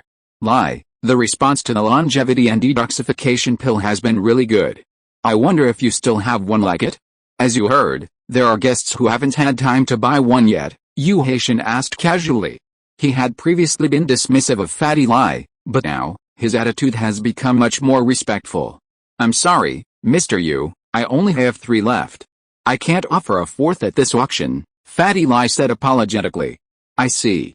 That's a shame, Yu Haitian sighed. It seems I need to go on stage and explain. How about I go and explain the rarity of this longevity and detoxification pill? Fatty Lai inquired. Alright, then I'll trouble you, Mr. Lai. If Lai Changai had gone to explain in person, it would have saved Yu Haitian a lot of trouble. Otherwise, if someone came to him again to ask for the longevity and detoxification pills, even though he was the person in charge of the auction, he wouldn't have been able to produce any extra pills. Now that Fatty Lai had taken the responsibility, it couldn't have been better. After hanging up the phone, Fatty Lai twisted his chubby body and walked to the auction table under the surprised gazes of the audience. Dear guests, hello everyone. On behalf of Guangshenya Pharmaceutical Company, I would like to express my most sincere apologies to everyone, Fatty Lai said to the audience below the stage, holding the microphone. Huh? The guests present were stunned. This Fatty Lai was from Guangshenya Pharmaceutical Company? Then why had he participated in the auction before? Was he selling and buying for himself, driving up the prices? Many of the guests in the audience immediately frowned, expressing deep disdain for Fatty Lai's actions. They found them rather unethical. While they couldn't find fault with them, after all, everyone knew the auction rules, the Yu family would take a cut. But Fatty Lai's actions were also damaging to their reputation. The most infuriated was Divine Dr. Kang. Liu Xianyi was just a little short of winning, and his bid was relatively cheap, so he wasn't too bothered. But Divine Dr. Kang was different. That was 430 million yuan, and he'd used up most of his family's working capital, yet he'd been tricked by Fatty Lai. The raw materials for this longevity and detoxification pill are extremely rare, and the refining process is incredibly complex. Professor Guanzuman spent almost a year to refine 5, and 3 are being auctioned, Fatty Lai continued, shaking his head. His words reassured everyone present. Refining 5 pills in just 1 year, with such scarce raw materials, meant this pill was truly priceless. If it was said that it was made by Divine Dr. Kang, the people present might still be skeptical, but when it was said that it was made by Guanzuman, everyone believed it. Because in the eyes of these people from the aristocratic families, Guanzuman was already a miracle doctor. But, weren't there 2 pills left? Where did they go? Of the 2 remaining pills, one was given to Divine Dr. Kang by another partner of Divine Dr. Guan's pharmaceutical company at his birthday party. And the other one was taken by my father. Fatty Lai spoke out directly and revealed the whereabouts of the other 2 longevity and detoxification pills. He naturally wouldn't tell outsiders that the pill his father took was actually the one that Divine Dr. Kang had taken. At this moment, those who knew Fatty Lai finally understood why his father recovered so quickly. He had been in a coma due to uremia and was about to die, but now he was in amazing health. These people immediately beat their chests and stamped their feet, regretting why they didn't act earlier. Now, there are only 5 pills left, all gone. Of course, the most embarrassed person at this moment was Dr. Kang. His face was burning. He had just told Xiaoji that this longevity and detoxification pill was a lost ancient treasure, and now it turned out to be made by Guanzuman. Moreover, not only that, he had given you a longevity and detoxification pill at your birthday party before. How could you shamelessly say it was a unique one? However, although Xiaoji felt a little contempt in his heart, he kept it to himself. He was now on the same side as the Kang family. If Dr. Kang was embarrassed, they would also be in trouble. But what Fatty Lai said next made Dr. Kang feel better, so, these 3 pills can be said to be the only 3 available at present. Although I am the CEO of Dr. Guan's pharmaceutical company, I am not qualified to own the longevity and detoxification pill. So after I knew the effect of this longevity and detoxification pill, I couldn't help but participate in the bidding. But in the end I didn't win the bid, which is a pity, I see. After hearing what Fatty Lai said, the guests in the audience understood Fatty Lai's previous behavior. Fatty Lai really wanted to buy it and was not trying to disrupt the situation. If you don't want it, he will definitely want it. As for why Fatty Lai raised the price directly at the beginning, it was also very simple. Because he knew the true value of this pill, so he dared to bid. However, I'll discuss this with Professor Guan after I return. We'll see if we can bring some other goodies to the auction at the third auction. Fatty Lai finished his speech and bowed to everyone. Thank you all for your support of our Guanshenye Pharmaceutical Company. Our products will be available after the auction. Fatty Lai then left the stage, and everyone became very interested in the items he had mentioned for the third auction. Everyone was wondering if Guanshenye Pharmaceutical Company would bring any surprises. Guan Zuman's name had always been well known among these wealthy families, and his acupuncture skills were truly extraordinary. However, Guanshenye was indifferent to fame and fortune, so even if some had sought to establish a close relationship with him, they wouldn't have been able to establish a close relationship with him. But unexpectedly, Guan Zuman had also co-founded a company, Guanshenye Pharmaceutical Company. Was this a move against Pengzhan Pharmaceutical Group? Or was Guan Zuman suddenly planning to start making money? Regardless, if Guanshenye Pharmaceutical Company could provide some quality medicinal ingredients, like this longevity and detoxification pill, everyone would be happy to see it. Although everyone had previously speculated whether Guanshenye Pharmaceutical Company was related to Guan Zuman, that was just speculation. Now that Fatty Lai has confirmed it, those aristocratic families who previously held back on their skepticism are deeply regretful. Guan Zuman is a very upright and principled person. He means what he says and wouldn't lie. Calling for recommendations. Thank you all. Chapter 500 Meeting an old friend in a foreign land. Fatty Lai spoke very tactfully, but he didn't explain any of the practical issues. He didn't say whether there would be longevity and detoxification pills in the future, or when they would be available. He also didn't say what items would be added to the third auction, and whether there would be more was still unknown. But even with this tactful and ambiguous attitude, everyone present was excited and looking forward to it. Ambiguous things always make people imagine. You know how to say it, but it's the same as saying nothing. Lin Yi smiled faintly as he saw Fatty Lai coming down. That's right, can we just say it casually? These are all business secrets. Fatty Lai smiled shyly and said, but boss, do you think we are going to prepare any more items for the third auction? What else? Lin Yi didn't prepare anything, but it was still in time if he prepared now. I heard that Dr. Kang will be auctioning off some finely packaged golden healing medicines at tomorrow's auction. They're said to heal wounds faster and better than regular ones. Fatty Lai said, how about we auction off some finely packaged golden healing medicines too? I've already offended him already, and once our medicine hits the market, we'll be competitors, so there's no need to worry about antagonizing them now, huh? Lin Yi peeked when he heard that Dr. Kang would also be auctioning finely packaged golden healing medicines. Let me think about it. Let's see if I can come up with something that surpasses his. That's great, you're worthy of being the boss. Fatty Lai nodded repeatedly. That's true. If it's the same as theirs, it's pointless. It's like we're just copying them. The subsequent auction items were all ordinary items. Of course, this was only relative. Even these items would be considered top-notch at a regular auction. However, here, everyone had seen the world, so these things weren't too surprising. None of the bids exceeded the price of the longevity and detoxification pills, not even 1/10 of it. Lin Yi lost interest, so Fatty Lai naturally left his seat and went backstage to handle the handover formalities. After deducting the cost of the parchment map from the proceeds from the 3 pills, the remainder was deposited into Fatty Lai's account. After completing the formalities, Fatty Lai retrieved the parchment map and handed it to Lin Yi. Lin Yi opened it, took a quick look, and then put it away. This wasn't the place to study such things, and Lin Yi had no intention of doing so, at least not right now. Including the one at home, Lin Yi only had 2 fragments of the map. The entire fragment was unknown, and since it was divided into several pieces, the 2 fragments were practically useless. Lin Yi had asked Fatty Lai to bid for it simply out of curiosity. He had no expectation that the map would bring him any benefit. It was simply a spur-of-the-moment purchase. The auction ended quickly. Aside from the longevity and detoxification pill, None of the other items had any significant impact, they all closed after a few bids. Originally, the first day's auction items were nothing special, they'd been the same every year. It was supposed to be this way, except for the unusual situation of the longevity and detoxification pill. Lin Yi, Fatty Lai, and Guan Zuman stood up to leave the auction hall when they saw Divine Dr. Kang looking over. His expression visibly darkened upon seeing Lin Yi and Guan Zuman. Lin Yi nodded and smiled.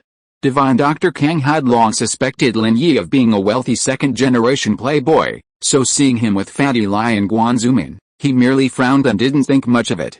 In his opinion, Guan Zuman's entry into business was entirely due to the instigation of Lin Yi and Fatty Lai.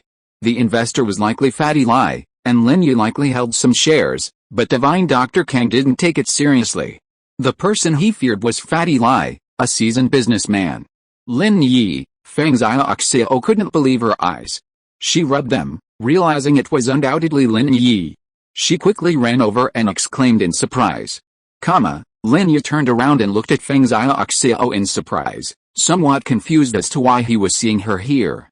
He didn't believe Pengzhan Group had come with him, as he hadn't seen her at all when he boarded the plane. The only possibility was coincidence, so he couldn't help but smile wryly. "Why are you here? Yeah, why are you here?" Pengzhan Group asked at the same moment. "My friend and I just stopped by for a quick look." Lin Yi smiled and said, "I have something else to do, so I'll be leaving now." Lin Yi instinctively didn't want to get too close to Pengzhan Group. This girl's ideas were a bit strange, and they kept him at arm's length. "Will you come tomorrow? Let's sit together." Pengzhan Group was secretly annoyed at Lin Yi's cold attitude towards her. However, she looked at him expectantly and asked pitifully. "Let's talk tomorrow," Lin Yi said perfunctorily, not wanting to argue with her. "Okay, I'll come see you tomorrow." Pengzhan Group, remembering her father was still waiting for her, didn't want to say too much to Lin Yi. But Pengzhan Group felt an inexplicable excitement at meeting Lin Yi here, a feeling she couldn't quite put her finger on. Meeting an old friend in a foreign land? Or was it a chance to defeat Tang Yun and make Lin Yi fall in love with her? Or was it just because she was bored? At this moment, Wu Gongao and Wu Chenshin hurried over. After Wu Gongao learned that the longevity and detoxification pill was made by Guan Zuman, he became interested and decided to greet Guan Zuman and see if he could get another one. "Professor Guan. Long time no see. I've missed you so much." Wu Gongao, dressed in a long robe, looked quite martial artist-like. Upon seeing Guan Zuman, he clasped his fists and said excitedly, "Haha, Mr. Wu, how are you?" Guan Zuman smiled and nodded at Wu Gongao. He had also given Wu Gongao acupuncture, so he was no stranger to him, but he didn't show excessive enthusiasm or familiarity. Guan Zuman's attitude towards these aristocratic families has always been very neutral, and he hasn't gotten too close to any of them, not even the powerful Yu family or the iron-handed Wu family. "Thanks to Professor Guan, I'm still doing well, but I'd like to trouble Dr. Guan to give me acupuncture when he's free for an old injury from my youth," Wu Gongao said very politely. Even though he was already a Xuan-level master, he was still respectful in front of Guan Zuman. After all, as a renowned doctor, Guan Zuman was already a transcendent being. End of this chapter. Thank you very much for reaching the end. Don't forget to like. Looking for more exclusive content and immediate access? Subscribe to our Patreon. Remember, every like, subscription, or donation encourages us to continue. Thanks to everyone, see you in the next video.